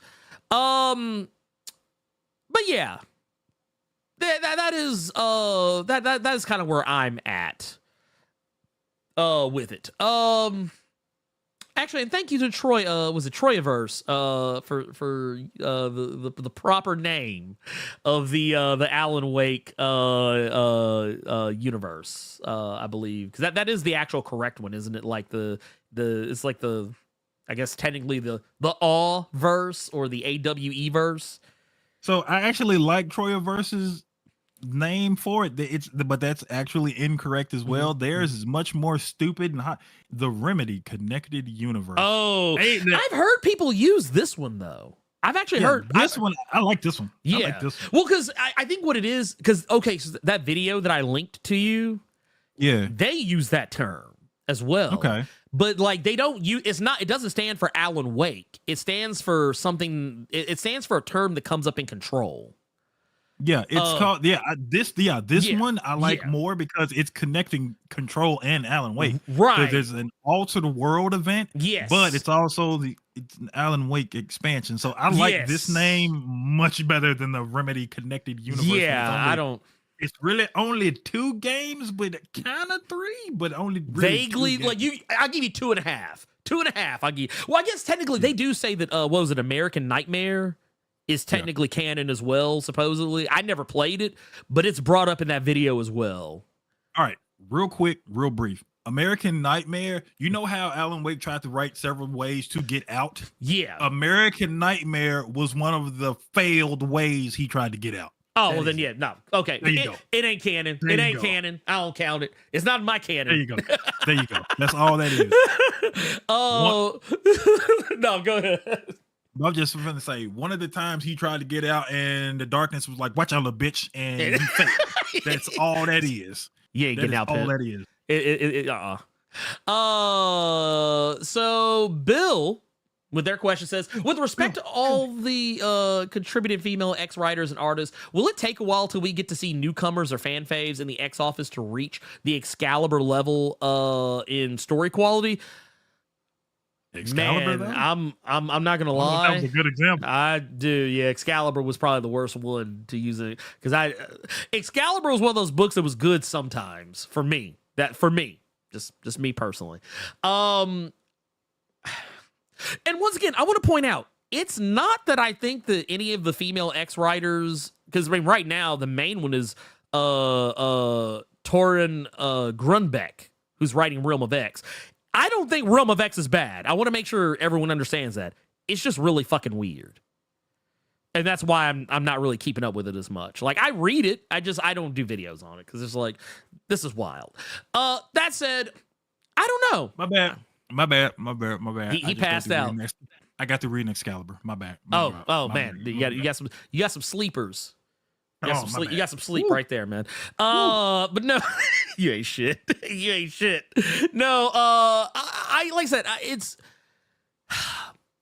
I feel like we're gonna get there, especially with other writers coming on. Because I believe, what is Alyssa Wong? I believe is writing something right now. I believe I don't remember what it is though. Because Alyssa Wong was technically on Deadpool. For a hot minute. I don't know if she still is, but I'm trying to figure out. I'm looking up right now to see what she's working on right now. Oh, never mind. I lied. I was trying to think of the new book she's writing. It's Captain Marvel, which is not X-Men related. So, but it's good. It's good. Riddle me this, Batman. Hit me, because I don't see any other questions. So I'm gonna ask you a question, and that'll just be question number 5. Oh, I saw one. Okay, so real quick. Nova with Araco and them. Mm-hmm. Am I missing something? And Richard just a mutant now? Why is he just with the X-Men? Because of Al Ewing. Okay. Al Ewing loves Nova. Okay, Case, did you read Immortal Thor this week? No, I have not. I don't want to spoil it for you then. Just know that something happens at the end of the book, and when you read it, you'll be like, well, of course he did this because it's Al fucking Ewing. Okay. Fun fact about Al Ewing. I was watching a recent, not a recent thing, but it's something that him and Kieran Gillen did. Yeah. Did you know that his Mighty Avengers book, his first book in Marvel? That makes sense because he did kind of pop up out of nowhere. He popped up out of nowhere. And one day I need to reach out to Al Ewing, see if we can get him for an interview. Cause I would love to just pick I know he would want to talk about his new shit, but I would honestly really just only want to talk to him about why he is so inclusive. Yeah. I know the reason, but I want everyone else to hear the reason why he is so inclusive. That completely caught me off guard. That was his first swing at bat. That shit was fire. Dude, and he knocked that shit out the fucking park. Dude, I would love to let my first run at Marvel be Mighty fucking Avengers. Be an Avengers book. Bro. Yeah. And then he talked about it so like whatever. So I'm just like, and here's the thing. A predominantly black Mighty Avengers at that. Dude, nah, get the fuck out of here. Dude, you couldn't tell me shit. You could tell me shit after that. Go ahead. No, I was gonna say, but I always wondered why Nova was just all up in that book, just chilling with the X-Men. Hey, well, because technically Nova factored into that. What was it? The Last Annihilation, I believe is what it was called. And yeah, Al Ewing, he likes to sneak in motherfuckers he likes. Okay. And it's technically space stuff, and that's Nova's territory. Okay. So, that's that. Right. But last question, when Spider-Man 3 game going to release? Man, your guess is as good as mine. However, I will tell you, I would not look for a Spider-Man 3 until maybe 2027. That's just me being rude. Right. 20, actually, you know what? Because of the fact they're working on Wolverine, yeah, make it, man, I hate saying this, but it's probably going to be 2028, 2029. I'm fine with that. Yeah. And honestly, let the motherfuckers cook. That's it. That is it. That is everything. That is everything right there. We have gotten through the show, y'all. Man. And what a show. I feel that was a good one. That was a good one. I like it. So that said, Carter, do you have anything going on that you want to bring up before we jump out? I'm about to play. Look, hey, well, you know what? I don't have mine next to me, but yeah. Look, I'll tell you what. Here, this will be a close stand, and I'm gonna pull up this Switch Pro controller. There you go. That's what I got. We find out you playing Alan Wake 2 on the Switch. Bruh, my God, that game wouldn't even run on the Switch. That boy Switch is on fire. One cutscene. That shit would blow up in my hand. But no, all I have to say is, as I mentioned earlier, Patreon and channel member content is out for those who want to see it. It's a little bit of a deep dive into my behind the scenes work on my comic and kind of explaining why I'm doing something certain ways. And we'll probably do some more deep dive stuff. I think my next deep dive behind the scenes, it actually might be more channel related. Maybe. We'll see. We'll have to see. We'll have to wait and see, because I don't really know what I'm doing until I do it. Or maybe we might even do a walkthrough. I don't know. Or I might actually do that for all of y'all. Might do a little walkthrough or something. I don't know. I'm still figuring out shit. That said, yeah, 2 more videos are on the way for those who are wondering. Uncanny Spider-Man number 2. Uncanny Spider-Man number 2 and Dark X-Men will go live.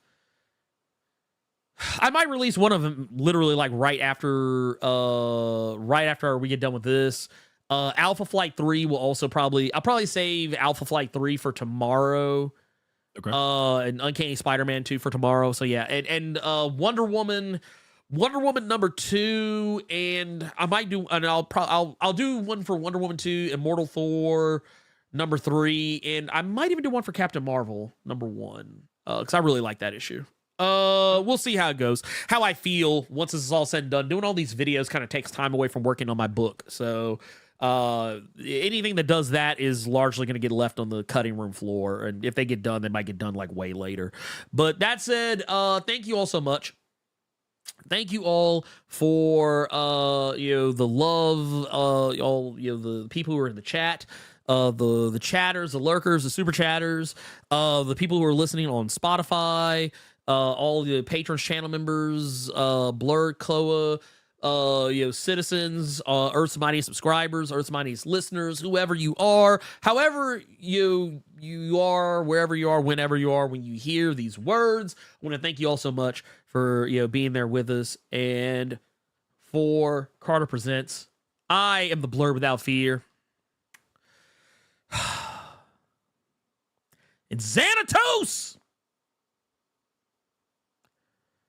Goliath said you can still go to hell.